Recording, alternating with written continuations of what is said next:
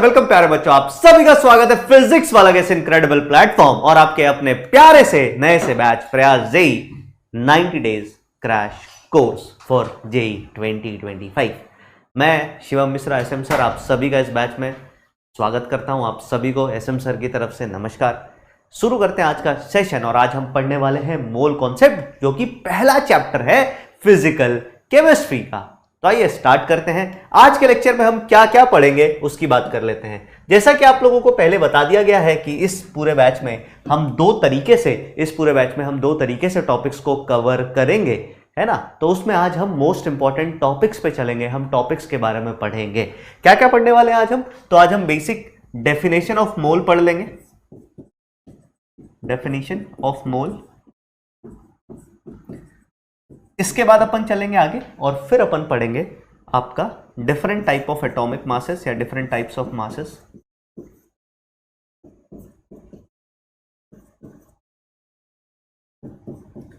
Different type of masses के बाद फिर हम पढ़ेंगे आपका स्टोइशियोमेट्री एंड लिमिटिंग रिएजेंट,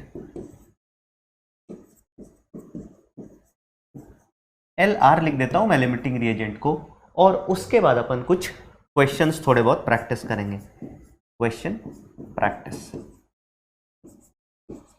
तो ये होगा आज का हमारा पूरा सेशन। आगे बढ़ने से पहले मैं आपको ये भी बताना चाहूंगा कि इस पूरे जर्नी में हम क्या क्या करेंगे और कैसे कैसे करेंगे। तो मैं आपको एक बार उसका सीक्वेंशियल ऑर्डर बता देता हूं। अगर अपन देखें पीसी के लिए, मैं फिर सिर्फ अभी फोकस कर रहा हूं फॉर जेई मेंस। अगर आप जेई मेंस के लिए फोकस करेंगे तो फिजिकल केमिस्ट्री में जेई मेंस में हमें मोल कॉन्सेप्ट पढ़ना है। मोल कॉन्सेप्ट के बाद अगला चैप्टर जो है that is atomic structure. Atomic structure के बाद पहले 11th के चैप्टर लिख लेते हैं ना। फिर अपने पास आ जाएगा थर्मोडायनामिक्स। थर्मोडायनामिक्स के बाद फिर अगला चैप्टर जो आएगा अपने पास वो आएगा इक्विलिब्रियम। तो एक होगा आपका केमिकल इक्विलिब्रियम और दूसरा होगा आपका आयोनिक इक्विलिब्रियम। दोनों एक ही चैप्टर दे रखे हैं एनसीईआरटी में, बट हम दोनों को अलग पढ़ेंगे। ये हो गया अपना 11th का पार्ट। एक चैप्टर रहता है 11th में, दैट इज रेडॉक्स। तो this is how our 11th physical chemistry look like. इसमें एक चैप्टर यहां से हटा हुआ है, that is states of matter. उसकी भी थोड़ी बहुत अपन चर्चा करेंगे। फिर अगर अपन 12th के पोर्शन पे आ जाए तो 12th के पोर्शन की शुरुआत अपन किससे करेंगे? बहुत ही प्यारा मजेदार टॉपिक जिससे हर बार सवाल आता है मेंस में और एडवांस में, दैट इज सॉल्यूशन। सॉल्यूशन के बाद अगला चैप्टर जो हम पढ़ेंगे, नेक्स्ट चैप्टर, वो होगा आपका केमिकल काइनेटिक्स। केमिकल काइनेटिक्स के बाद फिर इलेक्ट्रोकेमिस्ट्री और दो चैप्टर यहां पे रह जाएंगे जिसमें से एक है सरफेस केमिस्ट्री और दूसरा सॉलिड स्टेट। ये है आपका मेंस का पूरा सिलेबस। मेंस का पूरा सिलेबस इन सभी चैप्टर में हम बेसिकली 1 से 2 लेक्चर टॉपिक्स को कवर करने में, पढ़ने में बिताएंगे और एक लेक्चर सिर्फ और सिर्फ सवाल, और वो सब टॉपिक जिससे हमने पढ़ रखा उससे सवाल अपन करेंगे। ये बात याद रखिएगा। हाँ, थर्मोडायनेमिक्स पढ़ने के पहले एक लेक्चर में, थर्मोडायनेमिक्स पढ़ने के पहले मैं एक लेक्चर स्टेट्स ऑफ मैटर का भी लूंगा, क्योंकि हमें कुछ गैस लॉस पता होने चाहिए, तभी हम थर्मोडायनेमिक्स पढ़ पाएंगे। स्टेट्स ऑफ मैटर, इसका भी एक लेक्चर तो लेना बनता है, तभी मैं आपको गैस लॉज बता पाऊंगा, फिर अपन आगे चलेंगे। तो ये है पूरा फिजिकल केमिस्ट्री की जर्नी, जो हमें अभी एट द अर्लीस्ट 15 तारीख तक कंप्लीट करनी है, क्योंकि hopefully second week of January के बाद आपका मेंस स्टार्ट हो जाएगा और कुछ दिन में नोटिफिकेशंस भी आने वाली है। अभी एक आधा नोटिफिकेशन आ गई है, बाकी की नोटिफिकेशन ऐसे ही आते रहेगी। तो समय बहुत ज्यादा ना लगाते हुए अपन सीधा आते हैं कि क्या क्या चीजें आपको ध्यान रखनी है, आप कैसे पढ़ाई करेंगे और अपन को किन किन बातों का ध्यान रखना है। सबसे पहला और सबसे इंपॉर्टेंट सवाल जो बच्चों के मन में इस पॉइंट ऑफ टाइम में आता है वो ये है कि क्या जेई हो पाएगा? जेई अब हो पाएगा? तो इसका अगर आप मेरे से डायरेक्ट सवाल का आंसर पूछोगे तो मैं बोलूंगा यार देखो, जेई हो पाना या नहीं हो पाना ये इस बात पर डिपेंड करता है कि आप कितनी शिद्दत से जेई करना चाहते हैं, आपने पहले कितनी तैयारी कर रखी है। अगर नहीं कर रखी है तो अब आप कितने बेहतरीन तरीके से, कितने फोकस्ड होकर तैयारी करना चाहेंगे। अगर आप मेरी बात ईमानदारी से माने तो मैं ये कहूंगा कि क्या अब जेई हो पाएगा? Depends on a lot of factor, but हाँ, इसका आंसर है यस यू कैन। कोई मेरे को बोले सर मेरे को तो ABCD भी नहीं आती है, तो जेई हो पाएगा क्या? मैं बोलूंगा नहीं भाई, तब नहीं हो सकता जी। सर मेरे को थोड़ी बहुत बातें आती है, मेरा टेम्परामेंट बहुत साइंटिफिक है, मेरा टेम्परामेंट बहुत कैलकुलेटिव है, मैं चीजों को कैलकुलेट कर सकता हूं सर, मैं चीजों के बारे में सोच सकता हूं सर, मेरे सोचने की क्षमता है, तो क्या जेई हो पाएगा? मैं बोलूंगा हाँ बिल्कुल हो पाएगा। अब आपको गाइडेड प्रैक्टिस चाहिए, और वही गाइडेड प्रैक्टिस इस पूरे बैच में, इस पूरी जर्नी में हम करने वाले हैं। तो जैसा कि मैंने बोला, अपन क्या आप कर सकते हैं जी? बिल्कुल कर सकते हैं, लेकिन इस पॉइंट ऑफ टाइम पे आपको बहुत ज्यादा फोकस्ड रहना पड़ेगा, as you don't have time to lose, energy to waste, है ना? आपके पास ना टाइम है लूज करने के लिए, ना एनर्जी अब होनी चाहिए वेस्ट करने के लिए। आप ये दोनों काम नहीं कर सकते हैं सर। तो अपन इस बैच में फुली फोकस्ड होकर काम करेंगे। फुली फोकस्ड होने का मतलब है हम उन टॉपिक्स को ज़्यादा तरजीह देंगे जिससे ज़्यादा सवाल आते हैं, उन पे ज़्यादा प्रैक्टिस करेंगे, और ऐसे टॉपिक जिन पे सवाल कम आते हैं उन पे कम ध्यान देंगे। I hope I am loud and clear. अब मैं आपको लेके चलता हूं सीधा सीधा मोल कॉन्सेप्ट में, है ना? अब मैं, और अपन इसमें अच्छा क्या क्या पढ़ेंगे इसकी बात कर लेते हैं ना। ये भी डाउट बहुत सारे बच्चों का रहता है कि क्या क्या पढ़ना है, कैसे पढ़ना है। तो मैं आपको 3 बातें बोल रहा हूं, उन 3 बातों का ध्यान रखना, इसके अलावा इधर उधर अभी भटकने की जरूरत नहीं है। सबसे पहला क्लास नोट्स, ये आपके लिए सबसे इंपॉर्टेंट है। दूसरे की अगर अपन बात करें जो आपको DPPs मिलेंगी। तीसरे पॉइंट की बात करें तो आपको क्लास नोट्स का मतलब जो क्वेश्चन प्रैक्टिस कराए गए हैं और वो, और इसके बाद PYQs। इन 3 चीजों को अगर आपने अच्छे से कर लिया, क्योंकि अभी आपके पास बहुत ज्यादा टाइम होगा ही नहीं, 90 दिन का तो पूरा बैच है। अब मैं 90 दिन के बाद आपसे ये भी उम्मीद करूंगा आपके पास और बहुत ज्यादा टाइम होगा, this is not at all possible, ये पॉसिबल ही नहीं है। तो यू हैव लिमिटेड टाइम, और लिमिटेड टाइम में आप अच्छा तभी कर सकते हैं जब आप अपने चीज़ों को बहुत सटीक जगह फोकस पे लगाएंगे। अगर आप बिखर गए तो आप अच्छा नहीं कर सकते। क्लियर है? और फिजिकल केमिस्ट्री की अगर मैं बात करूं तो फिजिकल केमिस्ट्री के सवाल ठीक आते हैं, आप आराम से कर सकते हैं। आपको 25 सवाल है ना टोटल केमिस्ट्री के अंदर, इन 25 सवालों के सेगमेंट पे आपको फिजिकल केमिस्ट्री में 7, 8, 9 इन 3 संख्या में से किसी भी एक संख्या में सवाल देखने को मिल सकता है। कभी 7 सवाल आ जाते हैं, कभी 8 सवाल आ जाते हैं, कभी 9 सवाल आ जाते हैं। मैं अभी 5 सवाल हटा के बात कर रहा हूं। पहले तो 30 सवाल थे, 30 में से 10-11 सवाल आ जाते थे, लेकिन क्योंकि 5 सवाल हटाए जाएंगे और न्यूमेरिकल आंसर टाइप में ही ज्यादा सवाल होते थे किसके, फिजिकल केमिस्ट्री के, तो मैं ये मान के चलता हूं 7 to 9 क्वेश्चंस आपको इन जनरल हर शिफ्ट में देखने को मिलेगा। और इस 7 to 9 क्वेश्चन में आप बहुत आसानी से, अगर आपने थोड़ा सा भी अच्छे तरीके से पढ़ रखा है, तो इस 7 से 9 सवाल में आप बड़े आराम से 7-8 सवाल तो कर ही सकते हैं। 7 to 8 question you can do easily. कोई बहुत ही डम है जिसने कुछ भी नहीं पढ़ा है, उसने भी अगर ईमानदारी से पढ़ा, प्रैक्टिस की, जो मैंने बताया वो गाइड के साथ है ना, जो गाइडेंस मैंने दी उसके साथ अगर आपने पढ़ाई की, और मैंने नहीं, जो भी आपके टीचर्स हैं रेस्पेक्टिव, अगर आपने उसके साथ पढ़ाई की, तो बस ये बात याद रखना कि आप आराम से जेई वाली नैया को तो पार लगा जाओगे। एक बार जेई की नैया पार लगाए, फिर हमारे पास अगर जेई मेंस का पहला अटेम्प्ट अच्छा चला जाता है, तो मैं ये मान के चलता हूं you have 4 months, 3 to 4 months, और 3 से 4 महीने बहुत होते हैं एडवांस में अच्छा करने के लिए, क्योंकि अब आपको नए सवालों को टैकल करना सीखना होता है। तो बस यही 3 सोर्सेस पे मैं जाऊंगा। बाकी आपके पास दुनिया जहान की जो किताबें हैं, अगर आपके पास मॉड्यूल है तो वेल एंड गुड, मॉड्यूल से भी आप सवाल कर सकते हैं। वैसे मॉड्यूल में आपको यही PYQs और यही सब सवाल देखने को मिलेगा, तो आप मॉड्यूल, और मॉड्यूल आपके पास कहीं दुनिया जहां की कहीं की भी हो भाई, उसको भी कर सकते हो। लेकिन अगर आपने मॉड्यूल ऑलरेडी एक आध बारी कर रखा है तो आपके लिए वो ज्यादा फ्रूटफुल रहेगा। चलिए तो इसी के साथ शुरुआत करते हैं। सबसे पहले किसकी? मोल कॉन्सेप्ट की। और मोल कॉन्सेप्ट में मैं आपको सबसे पहले एक फ्लो डायग्राम बना के दे देता हूं, कि अपने को मोल कॉन्सेप्ट में क्या क्या पढ़ना होता है। बड़ा ही मजेदार सा चैप्टर है। इसको मैं कहता हूं ना, मोल कॉन्सेप्ट एक तरीके से आलू है भाई। मोल कॉन्सेप्ट एक तरीके से क्या है? आलू की तरह है। सब्जियों में जैसे आलू होता है ना, वैसे ही केमिस्ट्री के अंदर मोल कॉन्सेप्ट है। हर जगह फिट हो जाता है। ऑर्गेनिक केमिस्ट्री में फिट हो जाएगा, इनऑर्गेनिक केमिस्ट्री में भी फिट हो जाएगा। किसी रिएक्शन में नंबर ऑफ मोल्स पूछ देगा, भाई बैलेंस करो, मोल्स बता दो। ठीक है, तो ये बड़ा ही वर्सेटाइल टॉपिक है, कहीं से भी किसी भी रूप में आ सकता है। और इसमें अपने को क्या क्या पढ़ना होता है उसकी मैं बात कर लेता हूं। देखो, सबसे पहली चीज जो अपन पढ़ते हैं ना, वो अपन मैटर के बारे में पढ़ते हैं। और अब फिर मैं वही कहूंगा, क्योंकि अपन फोकस्ड स्टडी कर रहे हैं, तो मैं आपको मैटर का डेफिनेशन, प्योर सब्सटेंस का डेफिनेशन, इम्प्योर सब्सटेंस का डेफिनेशन, जो जनरली अपन 11th में करते हैं। आप इसको कह सकते हो कि सर बेसिक से बताना, लेकिन ये बेसिक का भी बेसिक है भाई।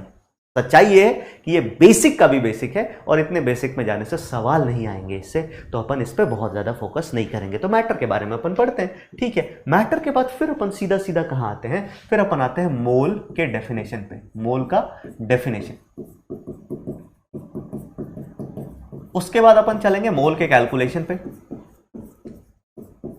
और इन दोनों के बीच अपन पढ़ रहे होंगे डिफरेंट मासेस, अलग अलग टाइप के मासेस डिफाइन किए जाते हैं, है ना। उनसे रिलेटेड सवाल तो बहुत ज्यादा नहीं आते हैं, डिफरेंट टाइप ऑफ मासेस, लेकिन कभी आ जाए तो आप सवाल छोड़ो ना, इस वजह से अपन इनके बारे में पढ़ेंगे, क्योंकि ये सभी लगभग न्यूमेरिकली लगभग सब सेम होते हैं, बट क्या है सर, यूनिट वाइज सब डिफरेंट होते हैं। डिफरेंट टाइप ऑफ मासेस के बाद फिर अपन आगे चलेंगे, अपन थोड़ी सी बात करेंगे डेंसिटी की, कि डेंसिटी से कैसे रिलेटेड है मोल, है ना। मोल के कैलकुलेशन में ये सारी बातें आ गई।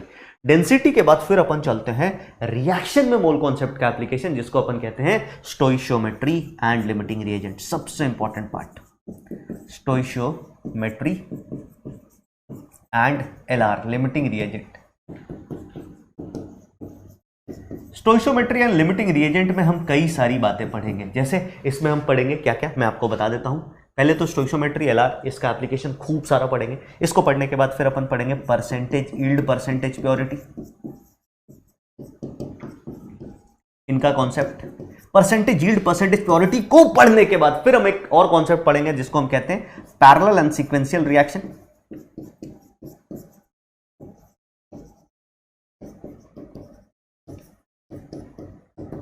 इसके बाद फिर अगले टॉपिक पे चलें, जिससे भी बहुत सारे सवाल देखे गए हैं, वो है आपका molecular and empirical formula. Molecular and empirical formula, molecular empirical formula के बाद फिर हम परसेंटेज ऑफ एलिमेंट पढ़ेंगे, परसेंटेज ऑफ एलिमेंट। और परसेंटेज ऑफ एलिमेंट के बाद मोटा मोटी मोल कॉन्सेप्ट का टॉपिक हो जाता है हमारा समाप्त, मतलब मोल कॉन्सेप्ट वाला बेसिक पार्ट हमारा एंड हो जाता है। फिर हम चलेंगे कॉन्सेंट्रेशन टर्म्स पे। किस पे चलेंगे दोस्त? Concentration terms. कॉन्सेंट्रेशन टर्म्स पे हम फोकस करेंगे। फोकस हमारा रहेगा 3 कॉन्सेंट्रेशन टर्म पे बेसिकली। कौन कौन सा सर? मोल फ्रैक्शन,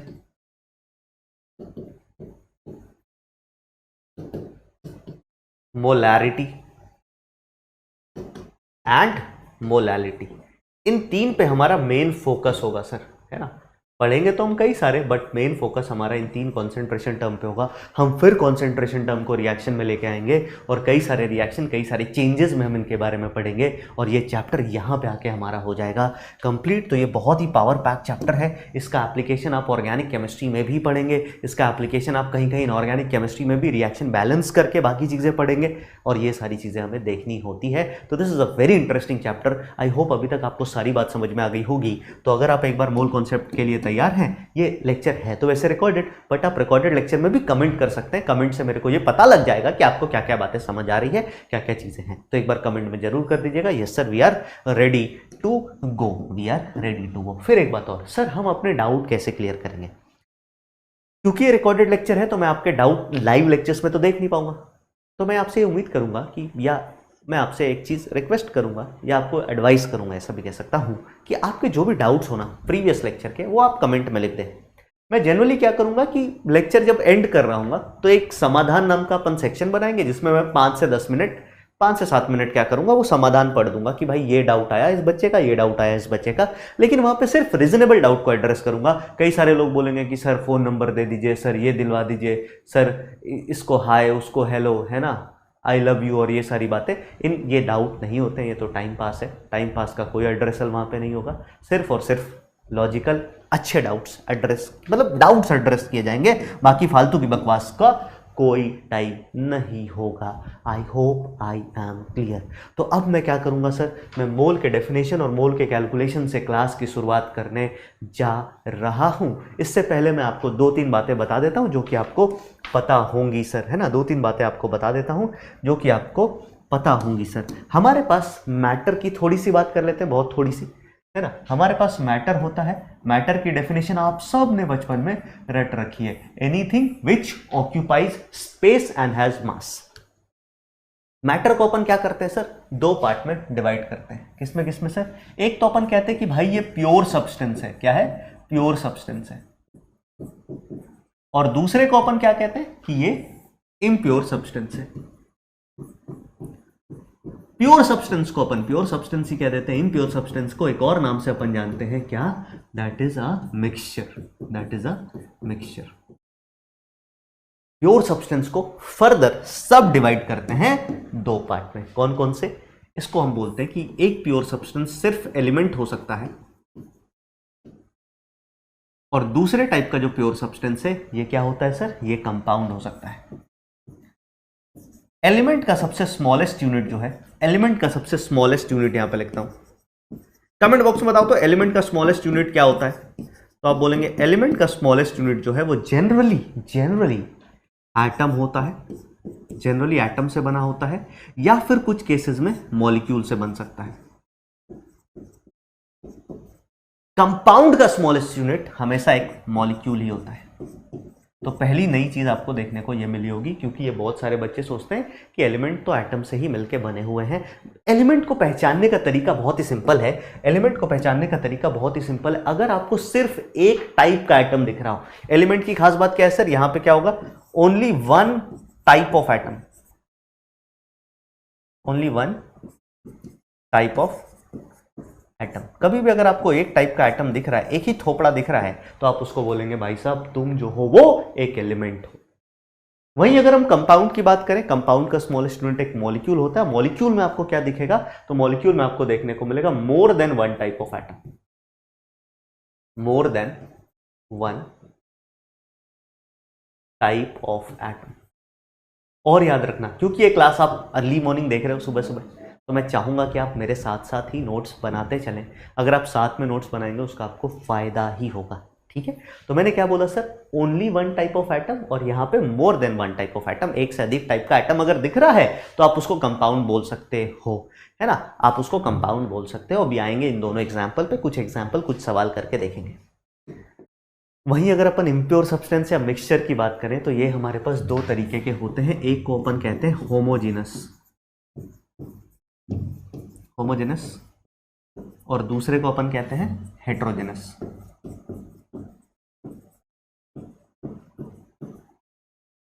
होमोजेनस की अगर अपन बात करेंगे तो होमोजेनस मिक्सचर बेसिकली क्या होता है सर, तो ऐसा मिक्सचर जिसमें यूनिफॉर्म कॉम्पोजिशन हो। क्या मिले अपने को, यूनिफॉर्म कॉम्पोजिशन।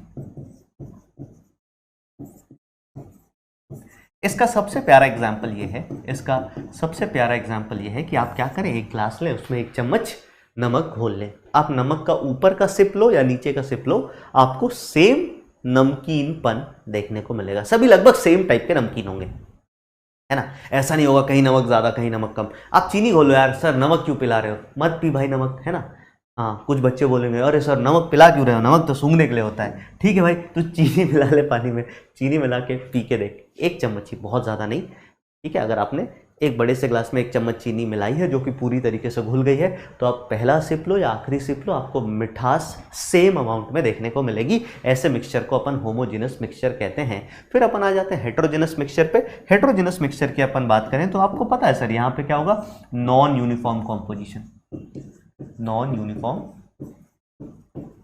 कॉम्पोजिशन देखने को मिलेगा। क्लियर है। इनके एग्जाम्पल्स मैं आपके लिए कमेंट बॉक्स में छोड़ रहा हूं कि मेरे को होमोजेनस मिक्सचर का कुछ एग्जाम्पल बता दो, मेरे को हेट्रोजेनस मिक्सचर का कुछ एग्जाम्पल जरूर बताइएगा। अब मैं आता हूं इन दोनों पे, एक बारी मैं साइड होता हूं, आप फटाफट इसको कॉपी कीजिए, फिर अपन आगे चलेंगे, कुछ सवाल करेंगे कि आप जिसमें एटम और मॉलिक्यूल पहचानना सीख जाएं, एलिमेंट और कंपाउंड भी पहचानना सीख जाएं, है ना। फिर अपन आगे मोल पे चलेंगे। चलिए, तो आई होप आपने इसको कॉपी कर लिया होगा पॉज करके। अब हम आगे चलते हैं, कुछ एक सवाल कर लेते हैं कि आप कैसे पहचानेंगे कि ये एक कंपाउंड है या एक एलिमेंट है। बहुत बेसिक सी बात है ना। आइए देखते हैं। यहां पे मैंने आपको दिया सब्सटेंस, सब्सटेंस के बाद मैंने आपसे ये पूछा कि आपको ये बताना है कि सामने वाली चीज एलिमेंट है या कंपाउंड। एलिमेंट का मतलब अपन ई लिखेंगे, कंपाउंड का मतलब अपन सी लिखेंगे, ठीक है। सेकेंड पेज पे चले तो अब आपको यहां पे ये बताना है कि इसका जो स्मॉलेस्ट पार्ट है वो एक एटम है या फिर मॉलिक्यूल है, एटम या मॉलिक्यूल। चलो इसको भी यहां पे लिख देते हैं, ये एलिमेंट है या कंपाउंड, एलिमेंट और कंपाउंड। बहुत ही सिंपल है, कोई रॉकेट साइंस नहीं है। जैसे एग्जांपल के लिए मैंने लिखा Fe, तो आपको पता है सर Fe का मतलब ये सिर्फ एक है, मतलब एक ही थोपड़ा हमें दिख रहा है, एक ही शकल हमें देखने को दिख रही है, दैट इज ऑफ आयरन। तो आप बोलेंगे सर अगर एक ही शकल दिख रही है तो ऑब्वियसली वो एलिमेंट होगा, और एलिमेंट का स्मॉलेस्ट यूनिट या तो एटम होता है या मॉलिक्यूल होता है। अगर अकेला है तो एटम है, कितने हैं, एक ही लिखा हुआ है, तो आप बोलेंगे okay this is an atom. वहीं अगर अपन बात करें सर आयरन की जगह मान लो मैग्नीशियम ले लिया मैंने, मैग्नीशियम के बाद मैंने ले लिया हाइड्रोजन, हाइड्रोजन के बाद मैंने ले लिया ओजोन, फिर मैंने ले लिया कैल्शियम कार्बोनेट, फिर मैंने ले लिया वाटर, फिर मैंने ले लिया आपका कार्बन डाइऑक्साइड। इन सभी के बारे में अपने को बताना है, कुछ एक मैं बताऊंगा, कुछ एक आपको होमवर्क दे दूंगा। जैसे मैग्नीशियम की बात करें तो आप बोलोगे सर मैग्नीशियम फिर एक एलिमेंट की ही तरह है, तो इसका ये जो है बेसिकली एक एलिमेंट है। मैंने बोला ठीक है, और एलिमेंट के साथ अगर मैं देखूं सर ये एटम है या मॉलिक्यूल है, तो आप बोलेंगे सर इसमें टोटल कितने नंबर्स कितने हैं ऑफ एटम, आप बोलोगे सर एक ही तो है, नीचे कुछ नहीं का मतलब 1, तो आप बोलोगे sir it is an atom. वहीं अगर अपन H2 की बात करें, हाइड्रोजन, आप बोलेंगे सर ये कितने टाइप ऑफ एटम से मिलकर बना है, तो आप बोलोगे सर इसमें एटम की संख्या तो 2 है, number of atoms are 2, but दोनों सेम है सर, और जो सेम काइंड ऑफ एटम से मिलकर बना होता है उसको अपन एलिमेंट ही बोलते हैं। तो so this is an element. और साथ ही साथ H2 एलिमेंट का जो स्मॉलेस्ट यूनिट है ये एक एटम नहीं है, ये हाइड्रोजन एटम इसका स्मॉलेस्ट यूनिट नहीं है। 2 हाइड्रोजन एटम मिलके H2 ही बना सकते हैं, तभी वो H2 कहलाएंगे। तो इसका स्मॉलेस्ट यूनिट मॉलिक्यूल है। क्यों? क्योंकि इस पे एक से अधिक एटम है। इसके स्मॉलेस्ट यूनिट में अगर एक से अधिक नंबर की बात हो रही है, बस नंबर एक से अधिक हो तो वो मॉलिक्यूल कहलाता है, नंबर एक हो तो वो एटम कहलाता है। और साथ ही साथ एलिमेंट कंपाउंड के लिए अपन क्या देखते हैं, एक ही जैसी शक्ल दिख रही है तो वो एलिमेंट है, अलग अलग शक्ल दिख रही है तो वो कंपाउंड है। बाकी यहां से लेकर के यहां तक आपका होमवर्क है सर, यहां से लेकर के यहां तक आपका होमवर्क है। इसको मैं टैगिंग कर दे रहा हूं H1 के नाम से। H1 के लिए इसको मैंने दिया 1, इसको मैंने दिया 2, इसको मैंने दिया 3, इसको मैंने दिया 4। आप 1 2 3 4 1 के साथ, है ना, 1 का मतलब O3 की बात करें, आप डैश लिख के लिख देंगे E या C, और यहाँ पे M या A। इस तरीके से आप जरूर कमेंट बॉक्स में कमेंट कीजिएगा। अब हम चलते हैं आगे। तो ये बेसिक सा सवाल था, बस फिर रिपीट कर रहा हूं, क्या ध्यान रखना है, कोई भी चीज एलिमेंट तब कहलाती है जब उसकी शक्ल एक ही हो, मतलब एक ही शक्ल के एलिमेंट से वो बना हुआ। नंबर कितना भी हो एलिमेंट का उससे मतलब नहीं है, शक्ल एक जैसी होनी चाहिए। यहाँ पे सिर्फ आयरन था, यहाँ पे सिर्फ मैग्नीशियम था, यहाँ पे सिर्फ हाइड्रोजन था, यहाँ पे सिर्फ ऑक्सीजन है, यहाँ पे अलग अलग शक्ल है, अलग अलग शक्ल है, अलग अलग शक्ल है। तो इससे हमने एलिमेंट या कंपाउंड डिफाइन कर लिया। एटम या मॉलिक्यूल डिफाइन करने के लिए नंबर पे आते हैं। अगर नंबर 1 है तो एटम है, नंबर 1 से अधिक है तो वो मॉलिक्यूल कहलाता है। तो ये बात होगी बहुत ही छोटी, बहुत ही बेसिक। अब मैं आपको सीधा सीधा लेके चलता हूं किस पे सर, मोल कॉन्सेप्ट पे। अब मैं किस पे लेके चलता हूं आपको, मोल कॉन्सेप्ट पे। मोल कॉन्सेप्ट, मोल कॉन्सेप्ट से पहले मतलब मोल के बारे में अपन समझेंगे। बस इतना याद रखना कि मोल जो है ना वो एक तरीके से एक नंबर को डिफाइन किया जाता है। मोल कुछ नहीं, बस अमाउंट ऑफ सब्सटेंस है। क्या है? अमाउंट। अमाउंट का मतलब क्या होता है सर? अमाउंट का मतलब अगर आप देखोगे तो मात्रा किसी भी चीज की कितनी है, कम है, ज्यादा है, बहुत ज्यादा है, 2 किलो है, 5 किलो है, ये अमाउंट कहते हैं, है ना। आप ऐसे कह सकते हो 10 है, 12 है, ये भी अमाउंट है। तो इस तरीके से अपन किसकी बात करते हैं सर? अपन मोल में अमाउंट की बात करेंगे। अमाउंट या मात्रा को बताने के अलग अलग पैमाने होते हैं, अलग अलग तरीके होते हैं। उन सभी तरीकों से हम मोल को एक एक करके सीखेंगे। तो अब चर्चा शुरू होगी किसकी sir? The most important part, that is mole concept की। अब स्टार्ट करेंगे मोल कॉन्सेप्ट। तो सबसे पहले मोल क्या है सर, है ना। मोल, कुछ चीजें ऑलरेडी रिटन होंगी, रिटन इसलिए कि हमें समय बचे कि हम क्वेश्चंस भी साथ साथ ज्यादा कर पाए, है ना। चलिए आगे देखते हैं। अच्छा एक चीज़ और, अगर आप चाहे तो साथ में नोट्स बना सकते हैं। अगर आपको ऐसा लगता है कि नहीं यार साथ में नोट्स बनाने से बढ़िया मैं समझूं ज़्यादा, तो उसका एक उपाय ये है कि आप ये नोट्स अपने पास रखें। इस नोट्स को आप हमेशा पढ़ते रहें, इसके पीडीएफ जरूर डाउनलोड कर लें और इससे रिवाइज करें। अपने कॉपी पे आप शॉर्ट नोट्स टाइप का बना के तैयार कर लें। तो आइए बात करते हैं मोल की। बात करें तो mole is nothing but simply amount of substance. क्या होता है सर? अमाउंट ऑफ सब्सटेंस होता है मोल। अब अगर मैं अमाउंट की बात करूं ना, अमाउंट का मतलब है मैंने बताया कितना मात्रा है किसी चीज की है, तो अमाउंट को जनरली अपन 2-3 पर्सपेक्टिव से समझते हैं। सबसे पहला अमाउंट का जो पर्सपेक्टिव होता है ये होता है कि भाई अपन ना वेट के हिसाब से बात कर ले, किसके हिसाब से, मास के हिसाब से या वजन के हिसाब से। ठीक है कि 5 किलो 10 किलो ये भी किसी चीज का अमाउंट है, कि भैया 2 किलो टमाटर लेके आना, अभी तो 2 किलो टमाटर है ना, हाँ सेब से भी महंगे हो चुके हैं टमाटर अभी सेब से भी महंगे हो चुके हैं, कश्मीरी सेब आपको सस्ते मिल जाएंगे, टमाटर ज्यादा महंगे मिलेंगे, तो ठीक है 2 किलो टमाटर की बात कर लेते हैं, महंगी बातचीत है भाई।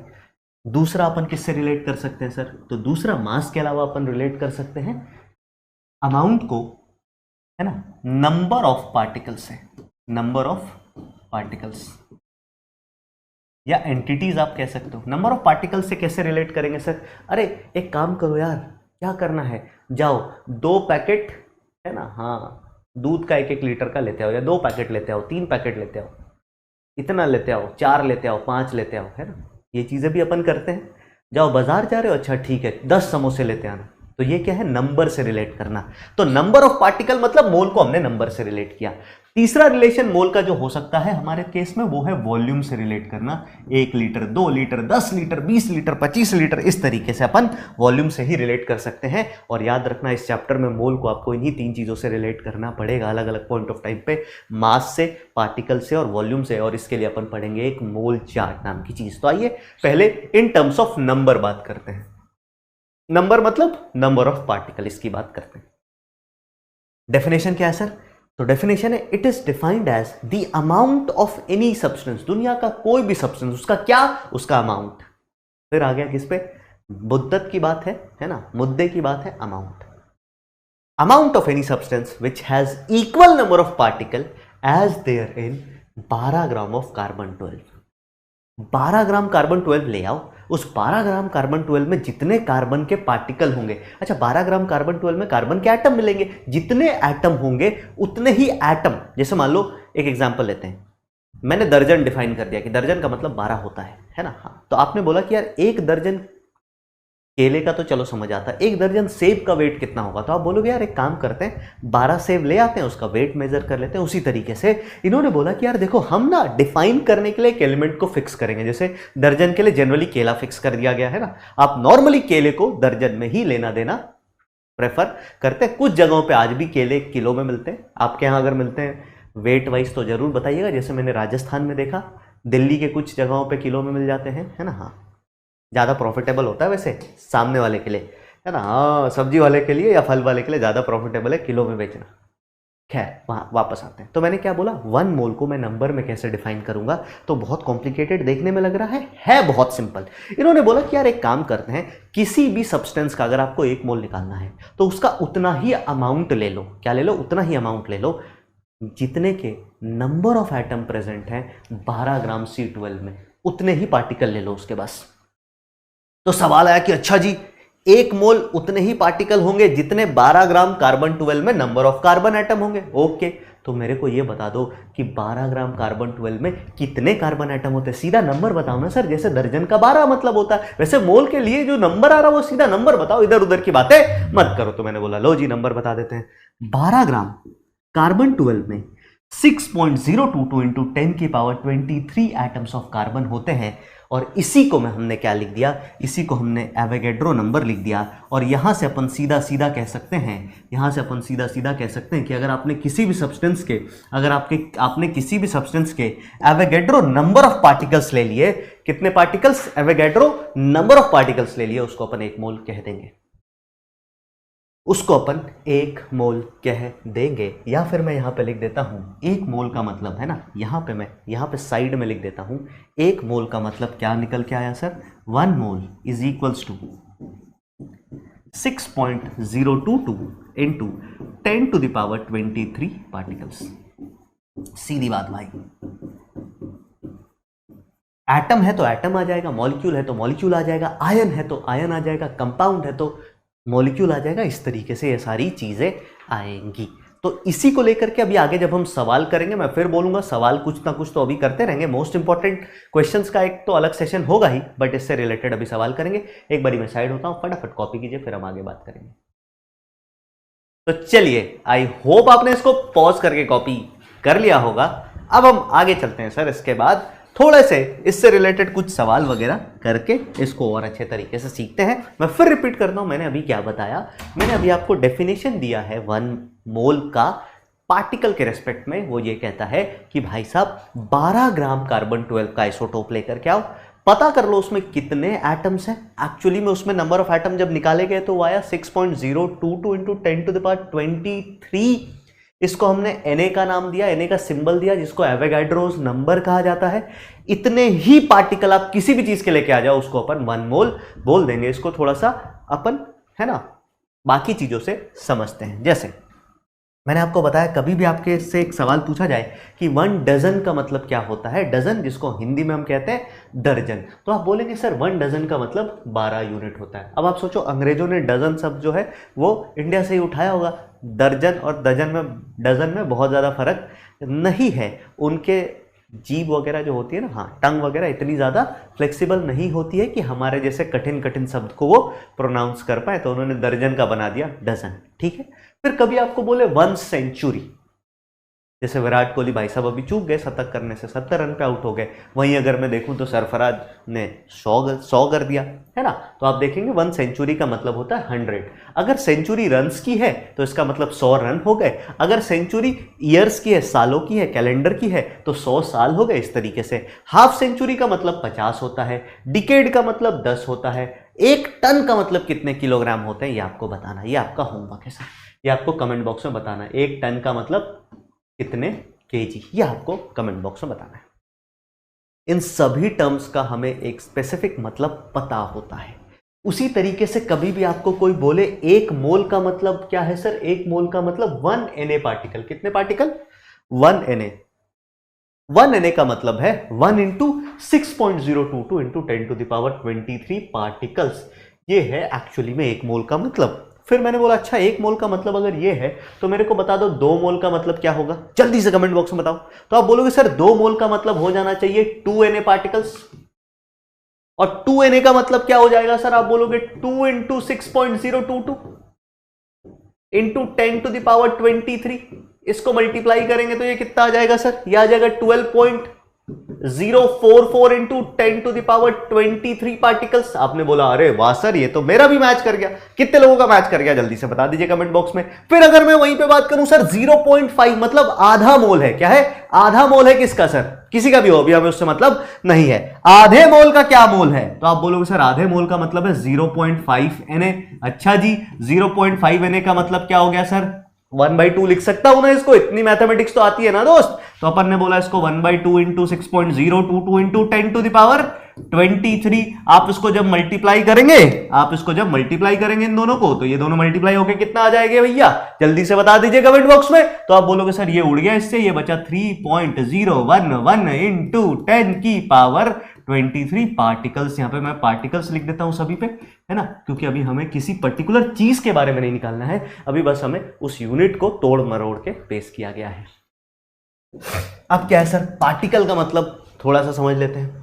पार्टिकल का मतलब है कि अगर आपके पास एलिमेंट है, तो या तो आपके पास पार्टिकल एटम्स होंगे या आपके पास मॉलिक्यूल होंगे। एलिमेंट हमने देखा, एलिमेंट की स्मॉलेस्ट यूनिट या तो एटम या मॉलिक्यूल दोनों हो सकता है, डिपेंडिंग अपॉन कि वो सिंगल एटम है या ग्रुप ऑफ एटम से बना हुआ है। अगर अपने पास कंपाउंड है तो उसका स्मॉलेस्ट यूनिट मॉलिक्यूल होगा, अगर अपने पास आयन है तो उसका स्मॉलेस्ट यूनिट आयन होगा। तो हमें पार्टिकल की जगह इन शब्दों का यूज करना पड़ेगा केमिस्ट्री के अंदर। तो आइए देखते हैं। मैंने बोला 1 मोल ऑफ CO2, आपने बोला अच्छा 1 मोल ऑफ CO2 का मतलब, या चलो पहले 1 मोल ऑफ Na, ये n के साथ छोटा a है, मतलब सोडियम की बात की जा रही है। अगर n के साथ बड़ा है, कैपिटल A लिखा होता, तब वो एवोगाड्रो नंबर होता है। तो आप बोलेंगे 1 मोल ऑफ Na का मतलब क्या हो जाएगा सर, Na क्या है सर, Na इज एन, बोलो, आप बोलोगे सर Na तो एक एलिमेंट है सर, Na तो एक एलिमेंट है। और एलिमेंट का स्मॉलेस्ट यूनिट अगर मैं यहां पे देखूं तो ये एटम आना चाहिए। क्या आना चाहिए भाई, बोलो। तो आप बोलोगे सर ये तो एटम आना चाहिए। तो अब मैं लिखता हूं, उसको ध्यान से देखिएगा। 1 Na ऑफ सोडियम का क्या मतलब होगा, आप बोलोगे इसका मतलब है कि 6.1 इंटू 6.022 इंटू 10 की पावर 23। अब बताना 23 सोडियम के लिए पार्टिकल क्या कहलाएगा, एटम्स कहलाएगा ना, तो यहां पे अपन लिख देंगे इतने atoms of sodium, atoms of sodium. Clear है? जल्दी से थम्स अप कर दो अगर ये बात चमक गई। दूसरे पॉइंट की बात करते हैं, 1 mole of CO2, 1 mole CO2 है हमारे पास, तो आप बोलेंगे सर इसका मतलब है 1 into 6.022 into 10 to the power 23। अच्छा CO2 क्या है सर? ये तो कंपाउंड है, इसका स्मॉलेस्ट यूनिट मॉलिक्यूल ही होगा, तो इतना मॉलिक्यूल्स ऑफ CO2, इतने मॉलिक्यूल्स ऑफ CO2। ये हो गया हमारा दूसरे सवाल का सही जवाब। तीसरे पे चलते हैं, सर अगर 5 मोल CO2 के हो तो आप बोलोगे सर Na को 5 से मल्टीप्लाई कर दो ना सर। 5 मोल का मतलब हो गया 5 और मोल का मतलब हो गया 6.022 इंटू 10 की पावर 23 मॉलिक्यूल्स ऑफ, बताइए बताइए जी, मॉलिक्यूल्स ऑफ CO2। वहीं अगर हम बात करें 0.1 mole of CO3 2 negative, this is carbonate ion, तो आप बोलेंगे सर क्योंकि आयन है तो आयन के लिए हम जो पार्टिकल निकालेंगे वो पार्टिकल भी आयन ही मिलेगा, तो हमने बोला वो 0.1 इंटू 6.022 इंटू 10 की पावर 23 है ना, ions of CO3 2 negative. Clear है? इन दोनों को अगर मल्टीप्लाई कर देंगे तो आपको पता है सर ये 10 की पावर -1 है और 10 की पावर 23 दोनों ऐड हो जाएगा और ये फाइनली कितना आएगा, ये आएगा 6.022 इंटू 10 की पावर 22 आयंस ऑफ कार्बोनेट। तो इस तरीके से हमें कोई भी पार्टिकल दिया हो, उन पार्टिकल्स की मदद से हम सामने चीज़ों का आंसर निकाल सकते हैं, उन पार्टिकल्स की मदद से हम सारी चीज़ों का आंसर निकाल सकते हैं, है ना। अब आगे बढ़ते हैं सर, मैंने क्या बोला, हर बार मोल की जगह पे, मोल के पहले जो नंबर लिखा उसको छोड़ो, मोल की जगह पे मैंने मल्टीप्लाई कर दिया, सिर्फ मोल हटा के रखा, 6.022 इंटू 10 की पावर 23, उससे हमें पार्टिकल्स निकल गया। एटम था तो एटम्स लिख दिया, मॉलिक्यूल था मतलब कंपाउंड के लिए मॉलिक्यूल्स लिख दिया, और आयन के लिए आयंस लिख दिया। इस तरीके से हम पता कर लेते हैं चीज़ों को, इस तरीके से हम क्या करते हैं सर, चीज़ों को पता कर लेते हैं। जैसे मैं आपको कुछ होमवर्क दे देता हूँ, है ना, होमवर्क, अच्छा ये क्या है, इतना atoms of nitrogen, find the number of moles. Okay, तो इसके पहले मैं क्या करता हूं, अब आपको एक रिलेशनशिप दे देता हूं कि अगर कभी भी नंबर ऑफ पार्टिकल्स गिवन है, नंबर ऑफ पार्टिकल्स गिवन है, तो याद रखिएगा नंबर ऑफ मोल्स ये किसके बराबर होगा सर, तो ये बराबर होगा, इसका एक सिंपल सा फॉर्मूला है, और नंबर ऑफ मोल्स को मैं छोटे n से रिप्रेजेंट करूंगा, इसका फॉर्मूला है number of particles